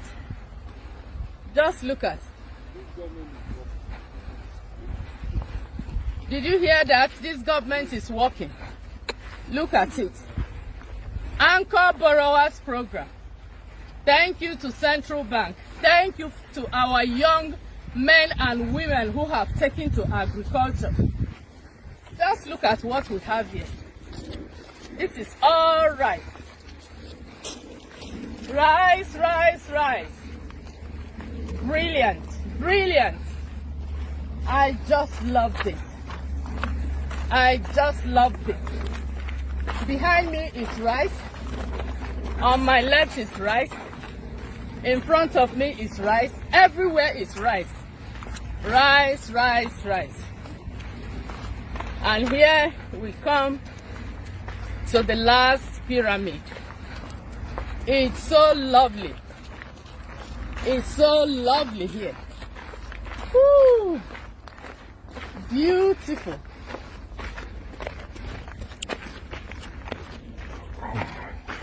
Wow. Although there's no way I'm not coming back here, I'll be coming back here to see what is happening here again. Thank you, Buhari. Thank you, everyone. Did you see that scam? So if it suddenly starts raining, the giant of Africa, giant of Africa, Nigeria, harvested rice, and they brought it to the open field, dusty ground, and I mean, like, if it started raining, have you not destroyed the whole thing? Because they wanted to show the world. See pyramid. They put sawdust, sandbag. They load them with trailers. And they did the video. That woman lived in the UK. Oh. Loretta lived in the UK before going to Nigeria to go and join this APC. Egbekegbe fraud. Oh. She knows that farmers in the UK or government in the UK will not go and ask farmers to bring all their paddy rice, unprocessed rice, so that they can display them on an open field in Manchester, in London, to show the world how successful their anchors borrow. You see the whole paddy rice you saw there, that is 2.5 trillion naira rice. And when they finished the show, the pyramid disappeared.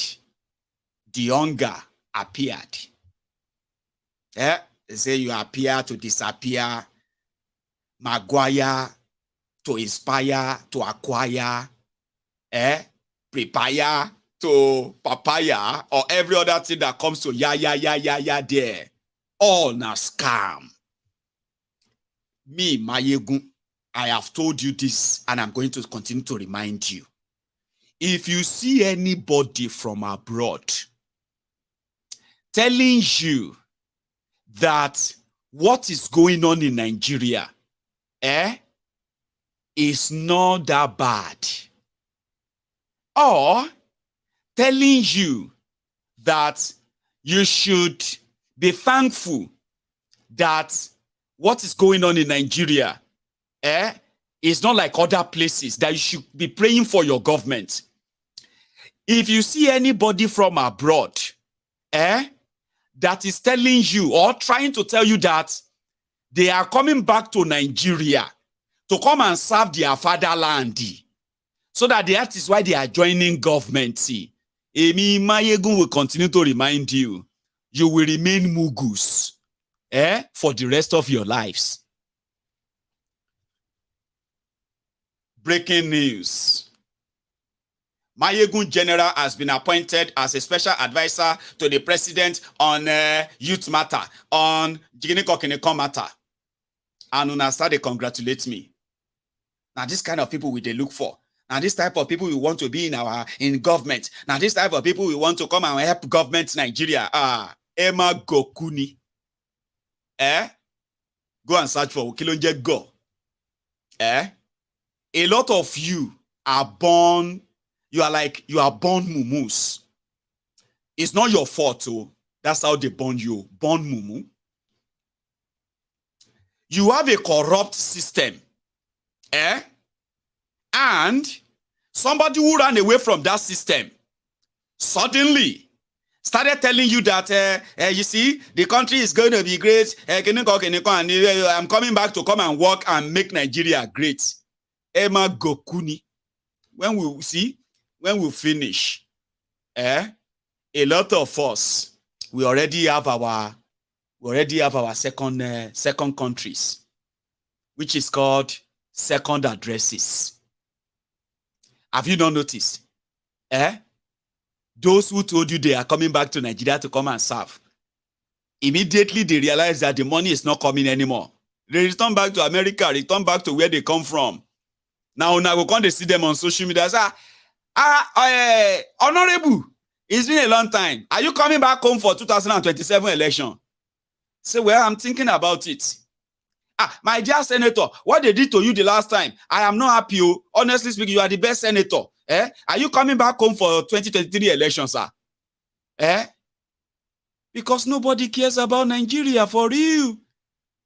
Those who care about Nigeria, if you genuinely care, you will promote the breakup of this hegemony, the breakup of this nonsense.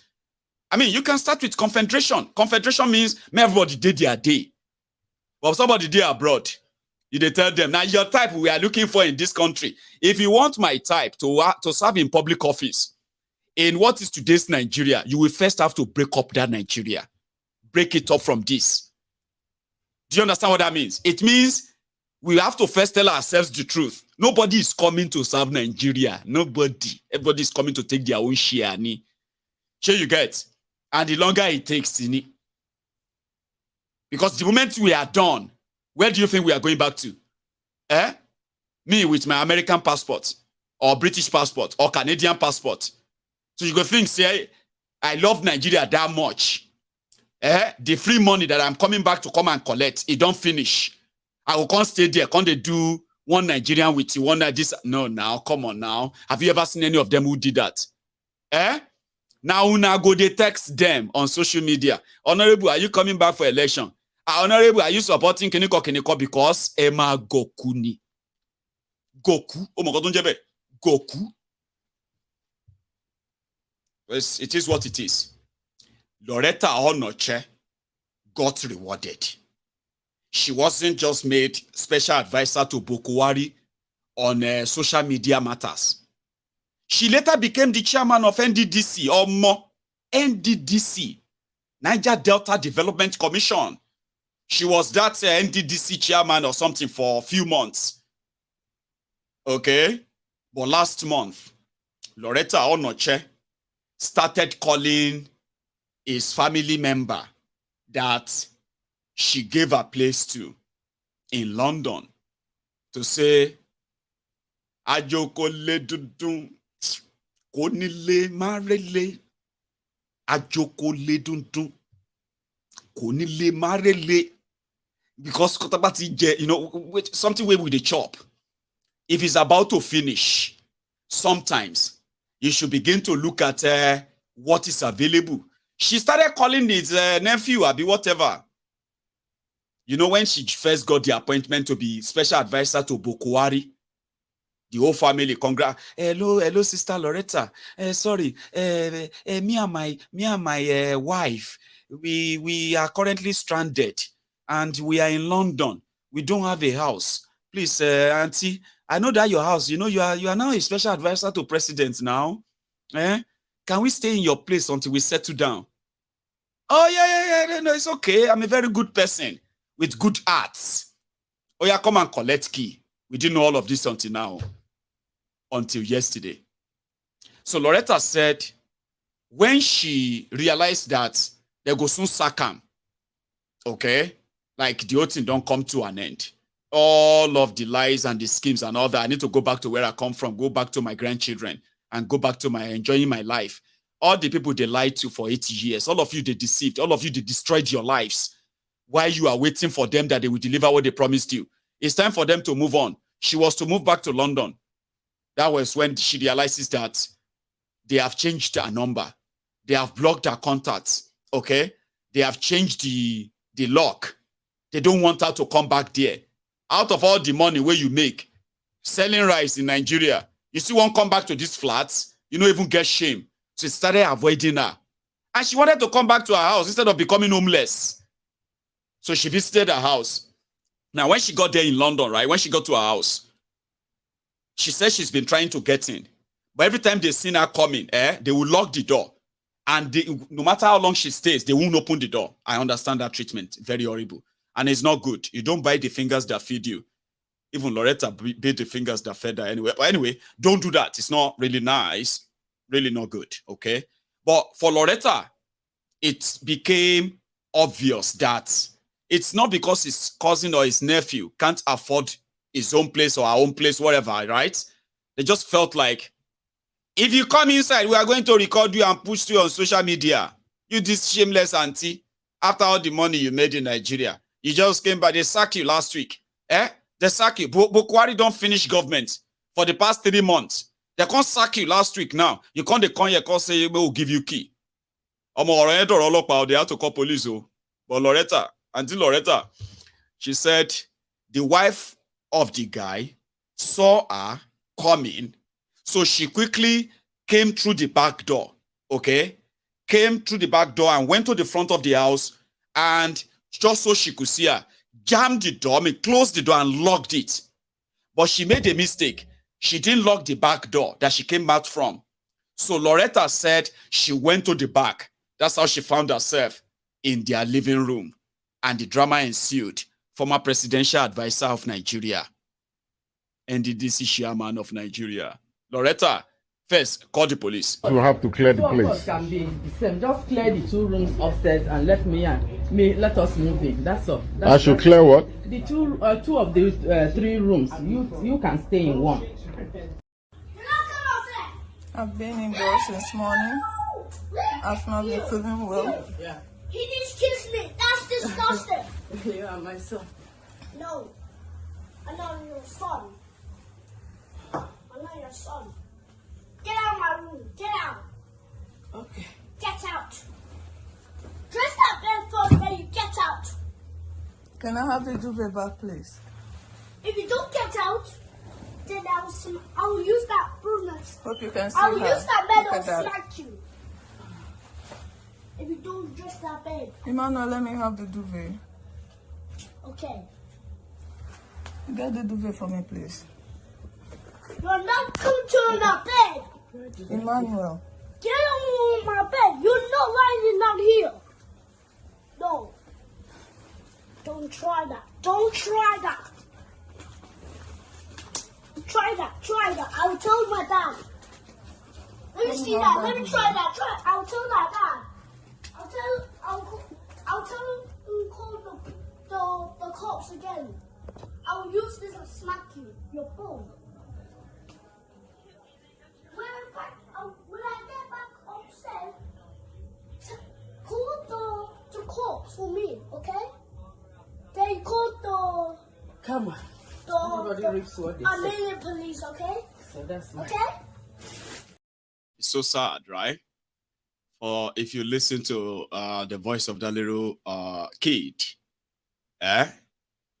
you could tell that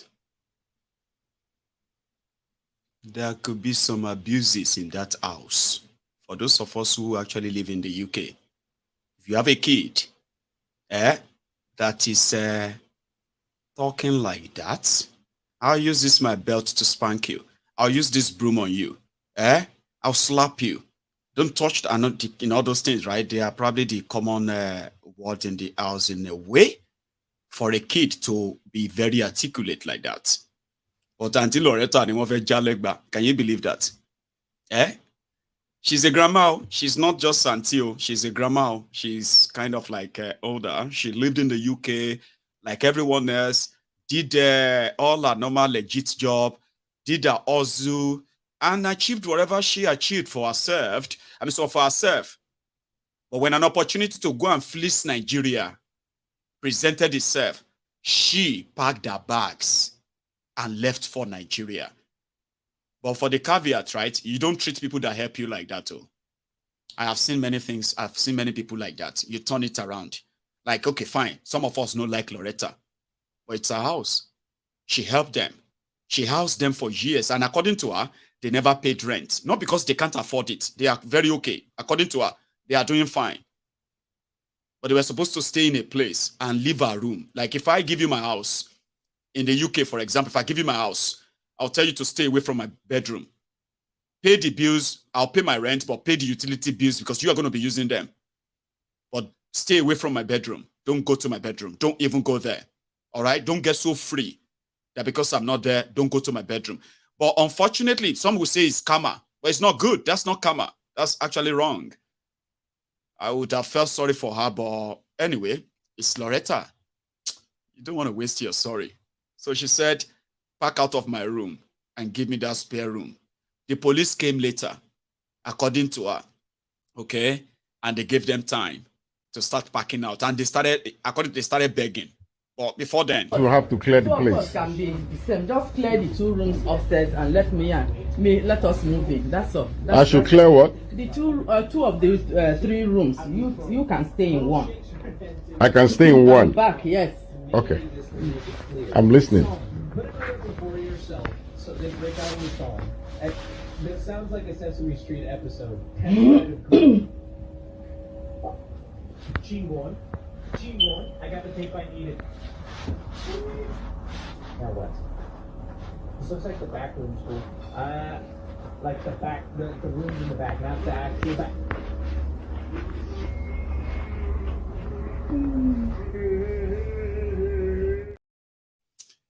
So that's Auntie Loretta.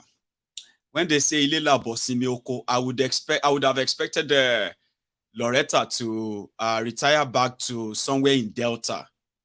I think she's from Delta State, isn't she? Where's she from? Somebody who spent 8 years with Boko Haram. You would expect her to retire to Delta or retire somewhere to continue to groom the young people on Abi. Nobody care about you. Now they deceiving herself. She don't come back here. If they call her to come and collect another appointment, now so she go carry on for head again and say, Nigeria, blah, blah, blah, blah, nonsense. Now una be mugu where they believe them. So the arrangement is that they should give them time and they should use one room in a house. So the reason why I said that's not a good behavior is because she achieved whatever she achieved. She bought a house before she left for Nigeria, okay? And I understand what working hard genuinely truly means for those who earn their living in this country. There's no shortcut in this country. Do you understand? I live here. So if I see somebody who actually have all of that and they begin to shout that they love Nigeria, they love Nigeria. They don't love Nigeria. They're looking for a chance. A lot of them are here. Do you get that? A lot of them are here. Free money. They want to be friends with all these criminal politicians because they want them to be called back to Nigeria. And they will say, Omo, if I have like 20,000 pounds, that's 20 million naira. If I have like 200,000 pounds, that's like 220 million naira. I can go and contest House of Rep. I know this Tifnubu's son, or I know Tifnubu's brother, or I know this one that know this one. Everybody is coming to come and rip you off, to come and steal from you. Nobody is coming from abroad, even if they are giving you scholarship. Sorry, Jari, abroadian politicians. Nobody say they boss you. Even if I say this 1 million times, una go see they see your mugus, where go they believe you. So there's no point, okay? But you see somebody where they are abroad, if they send money, whether they organize a party meeting, if they send money for street carnival, if they send money there for you to buy rice and share, and they say, well, he's abroad, he doesn't need anybody's money. Man, if you know this guy, you just pay them small money. Pay some guys small money. They will hype you.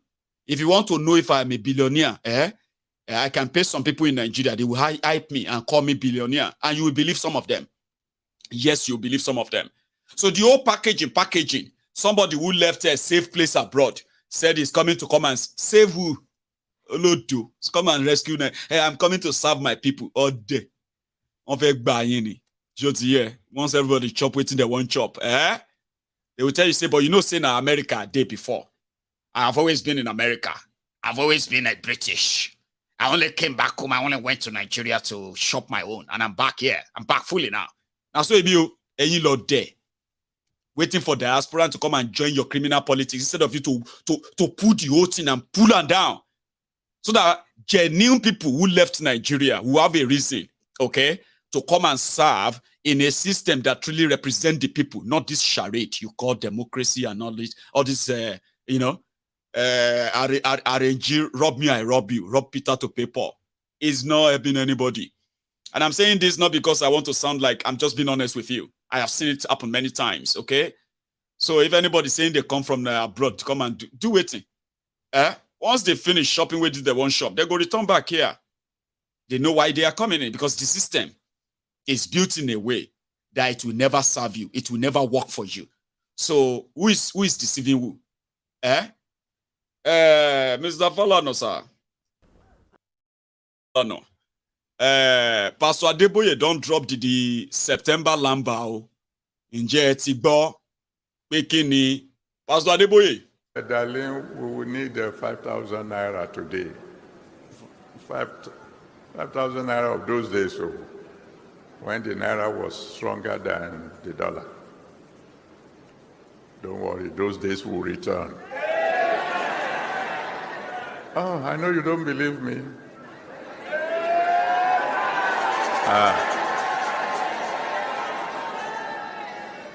If the Lord I serve is still on his throne, those glorious days will return. maybe when that happens, you will know that there is a God of miracles. Okay. I told you that sometimes, now these people, they provoke us. If they can just try and avoid trying to link God to man-made problem, the economy that destroyed Naira, the people who made that happen, they are still in charge. They are still destroying the Naira. So, when you now start telling people that they shouldn't see those who are destroying the Naira because the God you serve, the glorious God you serve, will bring Nigeria Naira glory back. She provocation thing. That will not be said that they whine us now. If we say something now, they will say we are disrespecting them. He's just hearing his view. He knows people don't believe that bullshit, right? But he wanted them to. He want them to believe it. Without any kind of question, you don't believe me, Abi. The God that I serve, if you want to know that he's alive, it will bring the Naira glory back and all of that. It's, amen, just to make him feel better.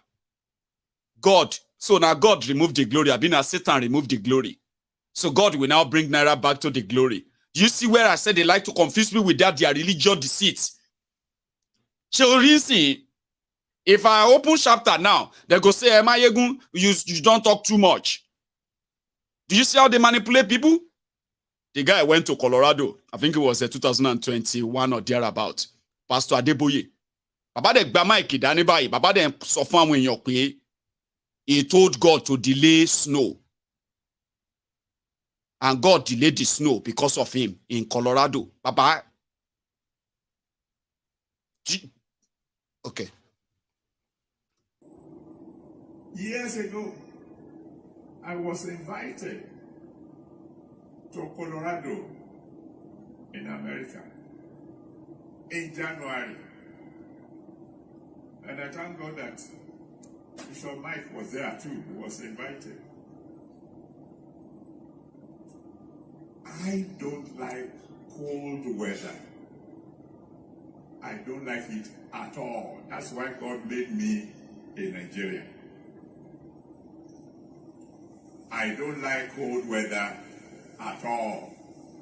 So I pity those who want to run away from this beautiful weather where it is summer all year long and they want to go into. Congratulations. But I had to go to this meeting. It was very important. So I said to my father, I'm going to Colorado.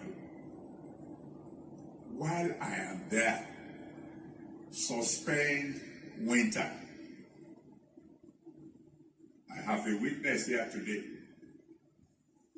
Throughout the days I was there, people were wearing t-shirts in January. He pushed away the winter, brought in summer. I boarded the plane at 5 p.m. to travel back to Nigeria. 2 hours after I left, all the snow that had been hanging in the air began to fall. There is a God. You get it? Okay. If you don't get it, forget about it. Do you see the provocation? You see the things that will make us say, Babashe and wine in wani. Then they will begin to gaslight us, blackmail us and say, don't talk like that, even if you don't have faith. You know, it's God suspended winter in Colorado in January. And he had witnesses. The witnesses were there.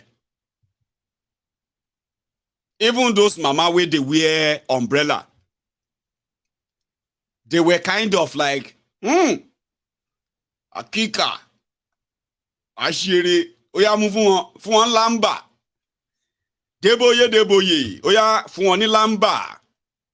And he was there saying it with so much conviction. And some people are sitting there and say, the God is great. God, it's possible, Jare Maiyegun, you don't have faith. It's because you, Maiyegun.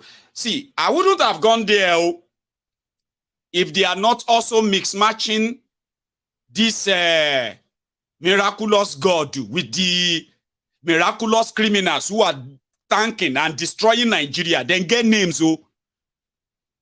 I wouldn't have gone there. I just had to compare. I just wanted you to see that. Like, listen, and to suspend the winter in Colorado, ni year not long, some years ago.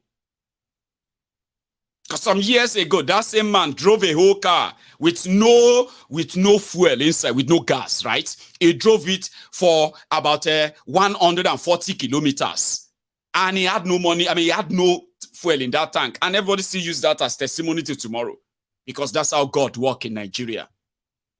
So you can say all of that, fine. But please, into your long, I will advise them to please stop meddling with what everybody knows as the failure of the criminals who are also friends of these pastors, okay? The economy of Nigeria is not going to recover in Jesus' name. The economy or the security in Nigeria is not going to improve in Jesus' name. Shongbo, the, what do you call it? The Naira, Nigeria Naira, is not going to regain its old glory in the name of Allah.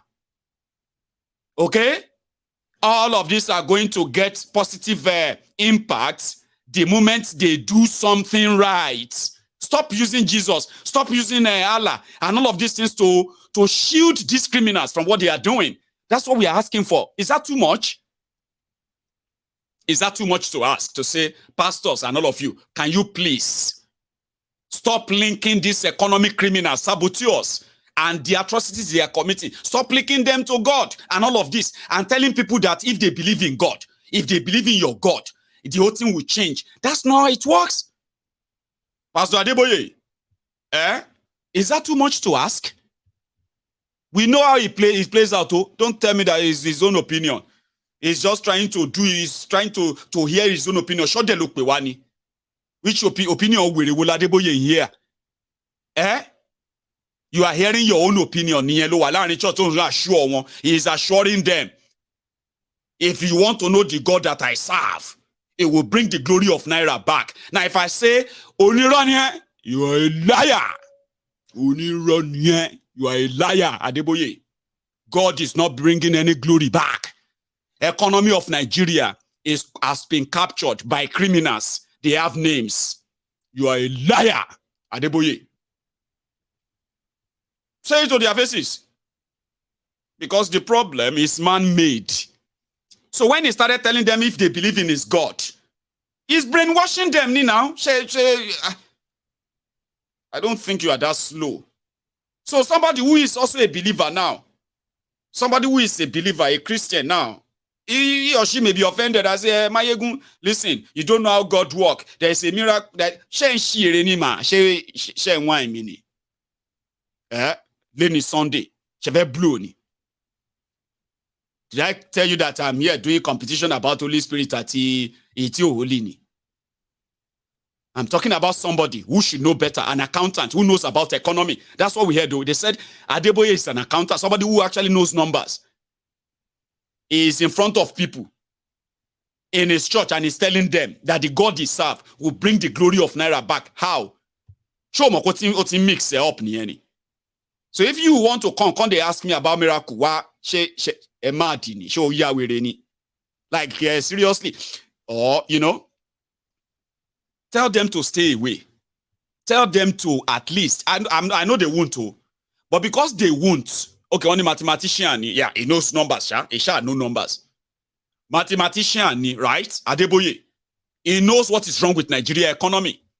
He knows the corruption that has brought this upon Nigeria. He could speak on them. He could use the Holy Spirit to speak to people and say, listen, this Holy Spirit, the last time that meeting, like, if I be Adeboye, I'll be telling my congregation, Holy Spirit, you're going to tell you about you. This situation is like, this saboteurs, one strong you devil law. All of you should open the Leviticus 35. Because she, Kelotimpe, Jamil, Zachariah, Suratu, Sanos, all whatever, Situation to hard, so to do and send you. That's what you expect him to say and explain to them mathematically. If it's Nigerian law, then you can then give them some verses. Cock off your whole body. You know, like if the way the whole thing is going right now, Baba, and everybody know for this. So, like if the way Nigeria is going right now, it's like a crashing aircraft. You, because it's safety for anybody. We just wait for the aftermath. You know, tell everybody the truth like that. Use mathematical description. After that, revelation 30, I don't know. I'm just saying, you know, anything that people can use to hold body. You know, when you're inside a sinking ship, and the violinist, the guitarist, as well as all those people that will be making different sound. You have to tell yourself the truth, right? So you will expect somebody like this to tell you all truth and say, well, any way it be, take this John 3:16, go for your body. Take this Jamie 4:13, use an whole body. Or hold Rebecca, or anything where you shall go read to whole body. So, but first tell them the truth, not the use Holy Spirit nonsense. Everybody, tell them, oh, you know, one they kind of drag them like this, the more they won't keep short, doing their own part in conditioning the people, right? I promise you, right? Emigo, Nidake, how did you say, Mr. Paranoia? And for here, please, Honorable Senator, please be careful. Discipline Senator, be careful. Don't provoke Nigerians to mutiny. Please.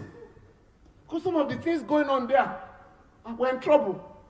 Sir, 70 billion naira for palliatives for 469 people.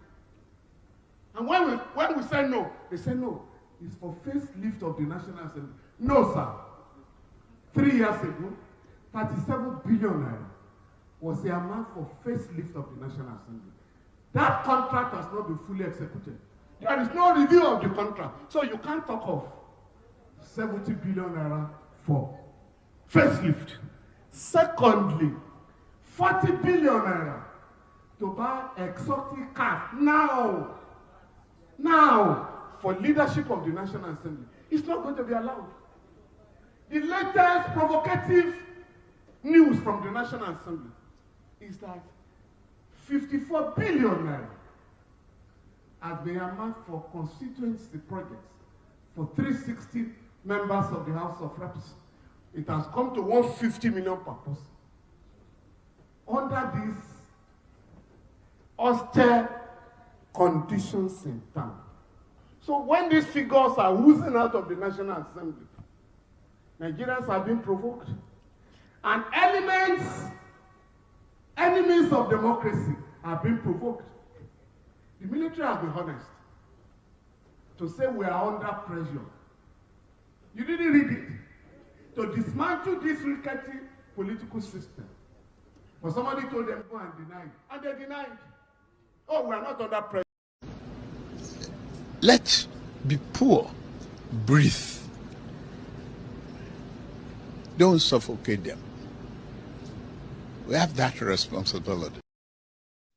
So what Baba Falana was practically saying there is that gradually, the injustice and the impunity in the land, nepotism and the corruption in the land, the increasing poverty, crime, and terrorism in the land, and the continued loss of trust in the real established, the different institutions in Nigeria, they are all symptoms of a failed state. Adding the fact that it is true, the military once said that they were under pressure from the people. They didn't say. They were under pressure to take over government. They are also looking for something. Everybody is looking for excuse. Sure you get now, to start something. And these guys are also paranoid. They have no idea what is actually right there, lurking in the corner, in the dark. Remember when I told you that when they were telling you that there is going to be a light after the tunnel, that's another lie they told you. Among other lies, so like, how many lies have you been told about Nigeria that you will remember? Nigeria is one.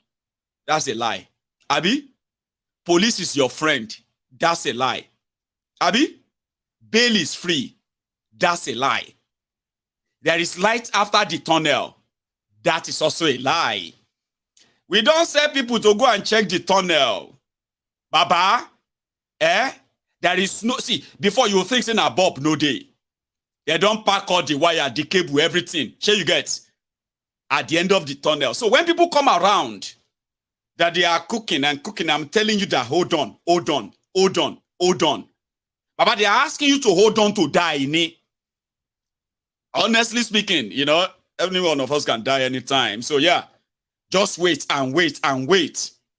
until you will be unable to actually really fight anymore. So if people are telling you there is a light after the tunnel, after tunnel, would you mean that like people will tell you, these guys knows that you see that tunnel that they are promising you, about the end of the tunnel, Rome is not built in a day. Because when they were building Rome, those who were building Rome, when they were building Rome, they know they still block, still cement. Are you with me? Everybody was contributing. Sweat for sweat, blood for blood, bone for bone.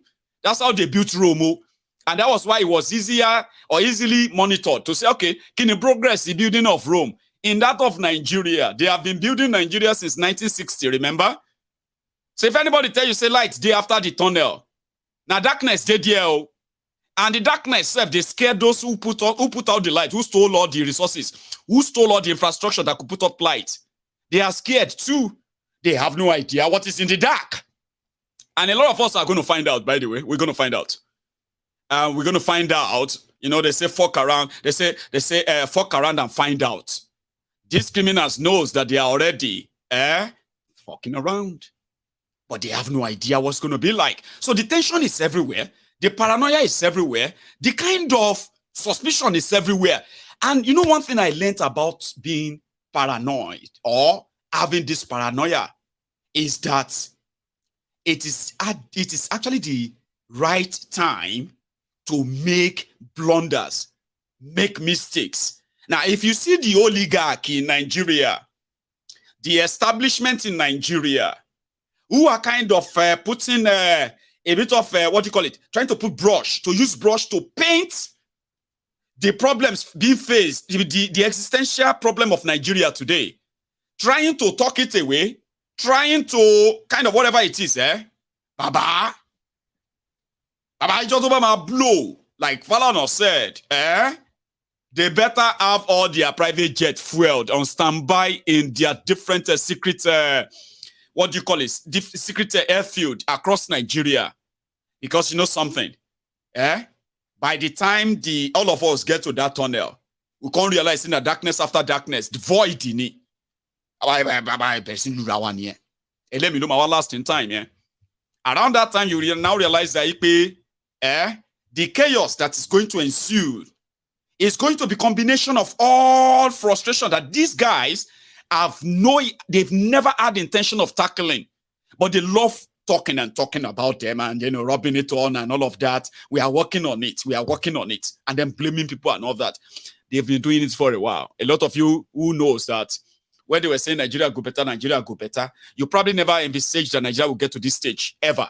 You never did, right? But it got here. I am saying it to you right now. Those who brought us here, they are not slowing down. Since they are not slowing down, Baba, they've already pushed us so close to it. They have no idea what it's going to be like. Even though they are telling themselves that, waiting they won't do. Oh, no, they can't do anything. That's a lie. Behind the scene, they are worried. And that is why you are seeing all of them now talking, trying to walk your brain, trying to walk and make you begin to feel like, okay, but don't let us cause anything. You are not the one trying to cause anything. They need that fear. And since that fear seems to be disappearing now, that means they have lost control. But they don't want to show they've lost control. They want to remind you, we have the soldiers, we have this, we have that, and this, you know what I mean?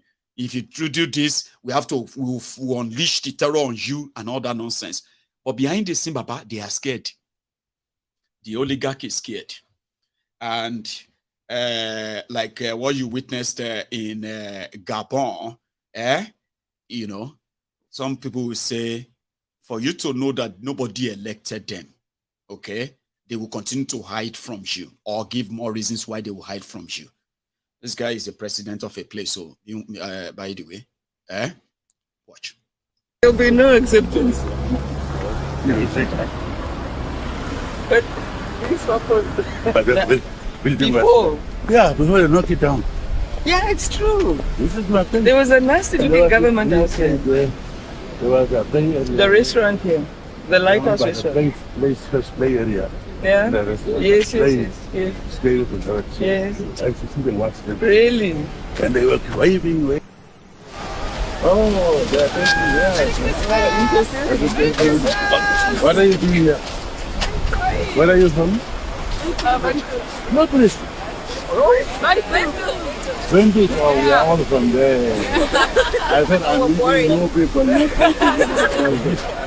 Okay, enjoy it. You're yesterday. Let's understand. But why do you come? Why don't you stay there? Why do you come to our area? Oui, ça va. Français? Oui, je parle français. Ouais. Tu es coming back? Yeah, I'm going back for America. Why you stay here? Yeah. Okay. Okay, Yeah. Okay? Good. Yeah.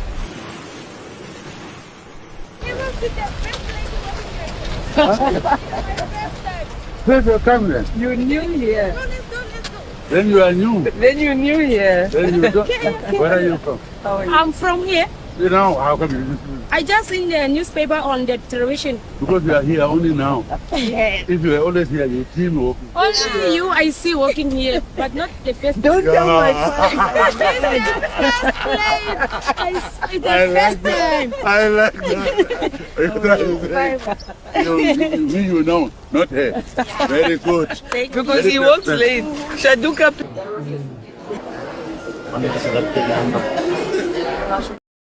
But that's their president. I can't remember all those names are quite a little bit tricky to call, by the way. But that's Namibia president.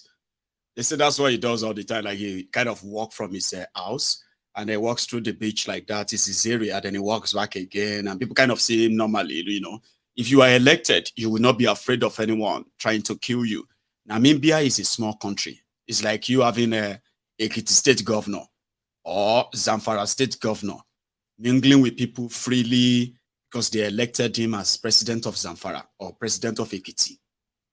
But practically what I wanted to show to you there is that, you know, it is not all about this gra of power, 1,000 convoy, soldiers displaying this or that, showing force and all of that, intimidating your own citizens to show to them that don't dare me. If you dare me, I can do and undo. Whatever. Somebody will get the same power for some time now. He don't they shout, make some noise. His son, he hasn't seen his son. He hasn't seen his wife and some members of his family. In one of their homes, somebody will be saying that just chief of staff to his own son. They found this bag of money in his own house. If they shout everywhere now, say, make some noise, right?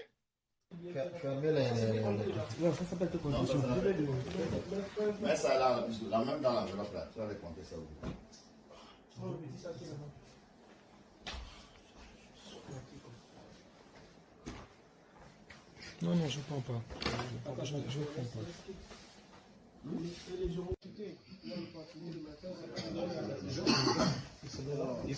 Je ne parle pas pour rencontrer le général. Je ne parle pas pour rencontrer le général, il n'y a pas de problème. Attention. Allô? Monsieur le procureur. Allô? C'est où vous avez quitté là-bas? Allô? Allô? Oui, allô? Oui? Oui? Africans. You know, it's so similar to that of Nigeria. When you go to the houses of some of these criminals, state governors and the rest of them like that, when you go to their guest houses, you will see bags of money.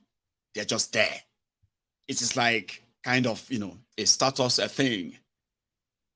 You know? People that are so poor that all they have is money. Do you understand that? The people that will tell you, whatever money cannot do, more money will do it, because they are so poor that all they have is money. So if you take the money or the effort of stealing money out of the place, they will become a complete shadow of themselves. Idea of how to create money, how to create wealth, they don't know that. But the idea of how to steal money in bags, put them in foreign accounts, put them in septic tanks, put them in underground cells, put them in places that they are of no real value, just for status. They have the brilliant ideas. Come on, they'll sit you down and tell you from experience. African criminals. And whenever they are caught, hey, democracy is in danger. We need to make sure democracy is survive in Africa. Democracy surviving for who? For kleptomaniacs, anti-democratic elements. So to whose advantage is the survival of democracy in Africa? To these kleptomaniacs? These criminals? Well, a sad and terrible sort of a tale, you say. I thought I should share that with you. Now going back to what they have turned Nigeria into. Have you noticed that there has been so much increase in drug trafficking and people that are being caught since Tinubu became the president of Nigeria? Have you noticed that? Like serious busting here and there, because the audacity, people just carry drug, enter Muritala, buy ticket, they are going to India. Carry bag of drug.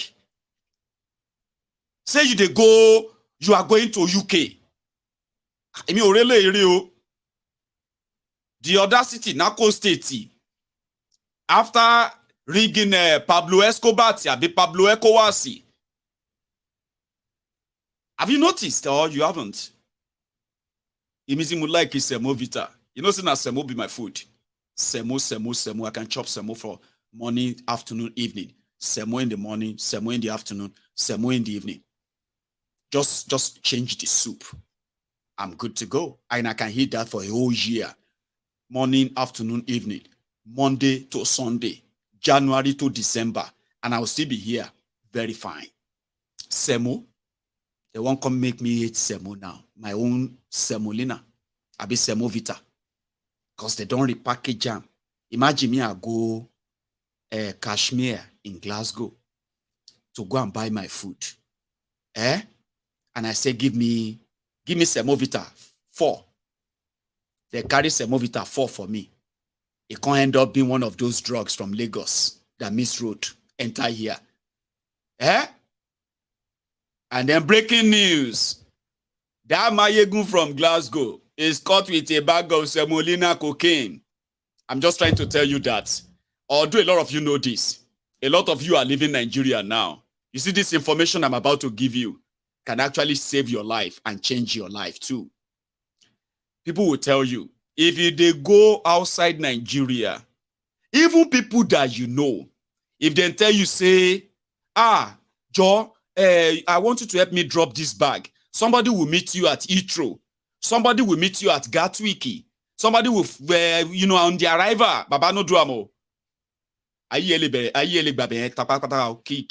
Finally, whatever you are going through in Nigeria right now, it could be like Shai's play. You know those otter witches, You go to say now because now your case then they're on top this time around. Don't do it. Sorry, just help me give this phone to my brother in London. You don't know what is it. Don't take anything from anybody, even people where you know, your cousin, even your papa, your mama. If you know Pakam, if they know Pakam for your present like this, no take them. It broke my heart when I saw my semovita in the video.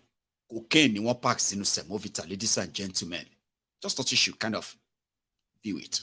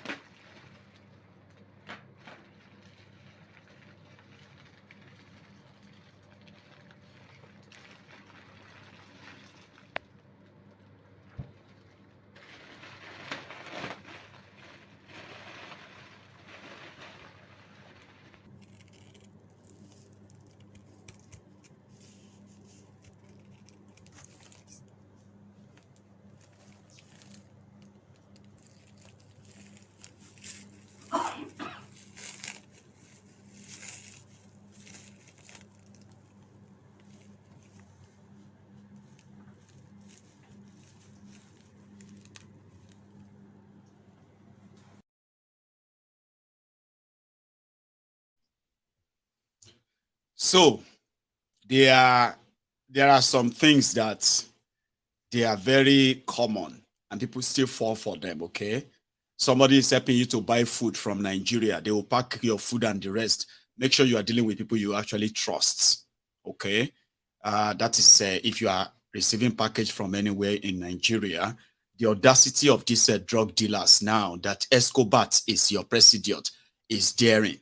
They walk straight to the airport with bags of drugs, okay? And some are saying that maybe if they bribe well. The issue now is that if you are caught in Nigeria, you are lucky. Some of you may not understand this, okay? If you by any chance get caught carrying drugs and you are caught in Nigeria, I swear to God, you don't know what God has done for you.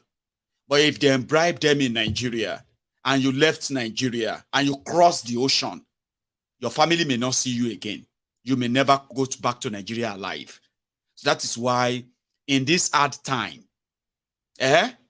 somebody suddenly is interested in sponsoring your UK visa, sponsoring your abroad visa. From the blues, they call you. They will pay the money. Come, bring your passport.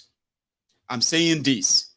It's nothing. I'm not saying you should say no. I'm saying when situation get to a stage that you have to pack your bags, don't claim ignorance. So don't go and say you want to try your luck. I know a lot of people will not listen to me. It doesn't matter.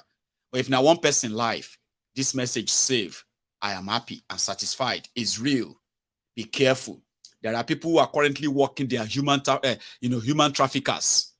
So once they pretend to want to take you out of Nigeria, at this point, with the level of corruption in Nigeria, if you cross the border, your family may not see you again. And I mean that because we have seen enough. However, kudos to the airport authorities, NDLEA that stopped those they are kind of doing their job, stopping these criminals from Nigeria. A lot of Nigerians are going to be lured. You know, Nigerians have always been lured into the higher the crime, the higher the poverty in Nigeria, the easier to be able to recruit Nigerians to carry out some of this smuggling, okay? If they arrest you in Nigeria, you can do your jail time in Nigeria. They will release you. If they arrest you abroad, your family may never see you again. So those who want to take advantage of you, some of you will believe that nobody can take advantage of you. The poverty that is going on in Nigeria right now, a lot of you want to escape that. And any opportunity is an opportunity. Be careful. Be very, very careful. I won't say more than that. I just thought I should kind of take a moment, okay, to say thank you. I was going to pick up on something else. I was going to take calls, but I realized that I have actually been speaking for the past 160 minutes. That's 2 hours, 40 minutes. And that should be it. I can't take calls anymore, but I will take it some other time. Watch my video from the start. If you joined us midway, okay? Like the broadcast if you can, if you haven't already. How can we have over 3,000 of us on YouTube and only 900 of us actually pay their offering? I don't know why I keep saying that all the time, but I hope you will do what you have to do. Like the broadcast, okay? Share it. Subscribe to my channel. And the next time I come on, we would have a space for calls, okay? I think I just used the whole minute tonight. So thank you to all of us. And thank you to those of us who have actually, been so generous tonight as well, okay? So thank you. I will see everybody some other time. Good night.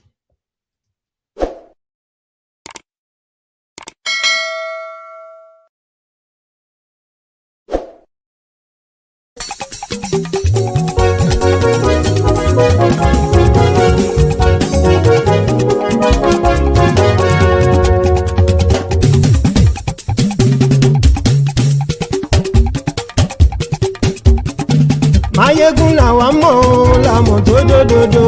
Maiyegun Diary, Maiyegun number one.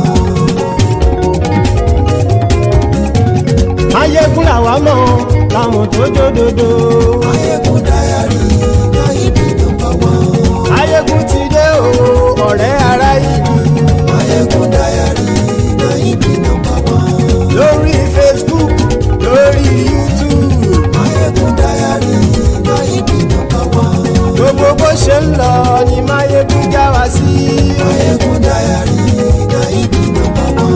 àṣírí ọ̀jẹ̀lú kì í bò níbẹ̀ o. Maiyegun Diary náà ibi nọ́mbà one. bó bá ṣe eré àní Maiyegun máa wí. Maiyegun Diary náà ibi nọ́mbà one. ó sì tún ṣe eré wàá gbọ́ níbẹ̀ o. Maiyegun Diary náà ibi nọ́mbà one. Maiyegun Diary Politico. Maiyegun Diary náà ibi nọ́mbà one. Godfatherism kò sí lọ́rọ̀ Maiyegun. Maiyegun Diary náà ibi nọ́mbà one. ẹ farabalẹ̀ sẹ́ o kẹgọ́rọ̀ lẹ́nu o. Maiyegun Diary náà ibi nọ́mbà one. àní Maiyegun làwa mọ̀ tó dódòdó. Maiyegun Diary náà ibi nọ́mbà one.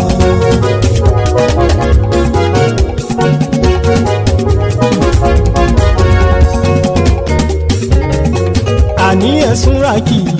Maiyegun ti dé. Maiyegun ti dé. ọ̀jẹ̀lú ẹ̀sùn ràkì. Maiyegun ti dé. àní ẹ̀sùn ràkì. Maiyegun ti dé. lórí Facebook. Maiyegun ti dé.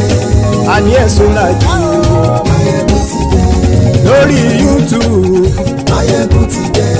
àní ẹ̀sùn ràkì. Maiyegun ti dé. bọ́ bàbá gbé wúrẹ́. Maiyegun máa wí. àní ẹ̀sùn ràkì. Maiyegun ti dé. ijó ìgbádìyẹ.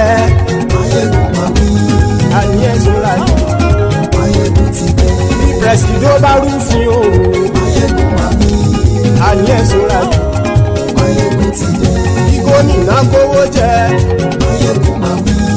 àní ẹ̀sùn ràkì. Maiyegun ti dé. ọlọ́pàá tí ń gba rìbá. Maiyegun máa wí.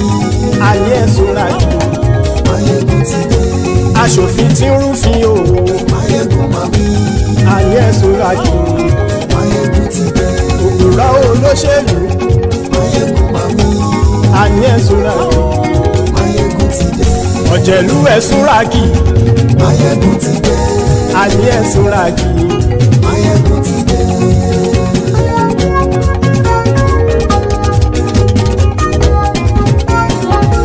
Maiyegun ti dé. gbogbo ọ̀jẹ̀lú ẹ̀sùn ràkì.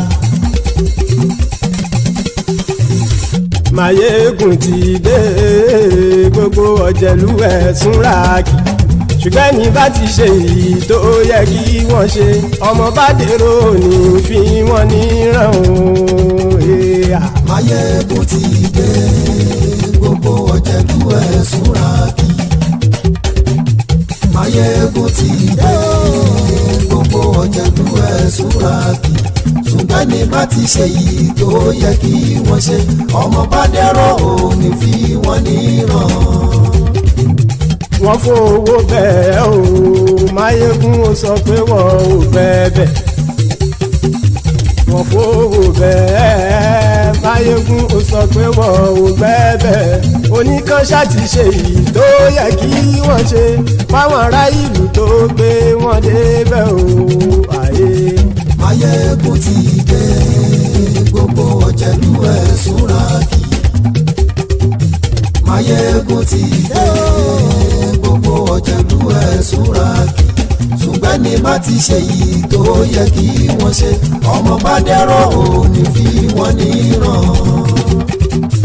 kì máa yí ṣe eré ọ̀rọ̀ yìí kì í ṣe ẹ̀fẹ̀. kì máa yí ṣe eré ọ̀rọ̀ yìí kì í ṣe ẹ̀fẹ̀. ẹni bá ti lè lẹ́bọ̀ lẹ́rù o ọmọ bá dèrò kàṣàyè tú wọn síta. Maiyegun ti dé gbogbo ọ̀jẹ̀lú ẹ̀sùn ràkì. Maiyegun ti dé gbogbo ọ̀jẹ̀lú ẹ̀sùn ràkì. ṣùgbọ́n ní bá ti ṣe yìí tó yẹ kí wọ́n ṣe ọmọ bá dẹ́rọ̀ òní.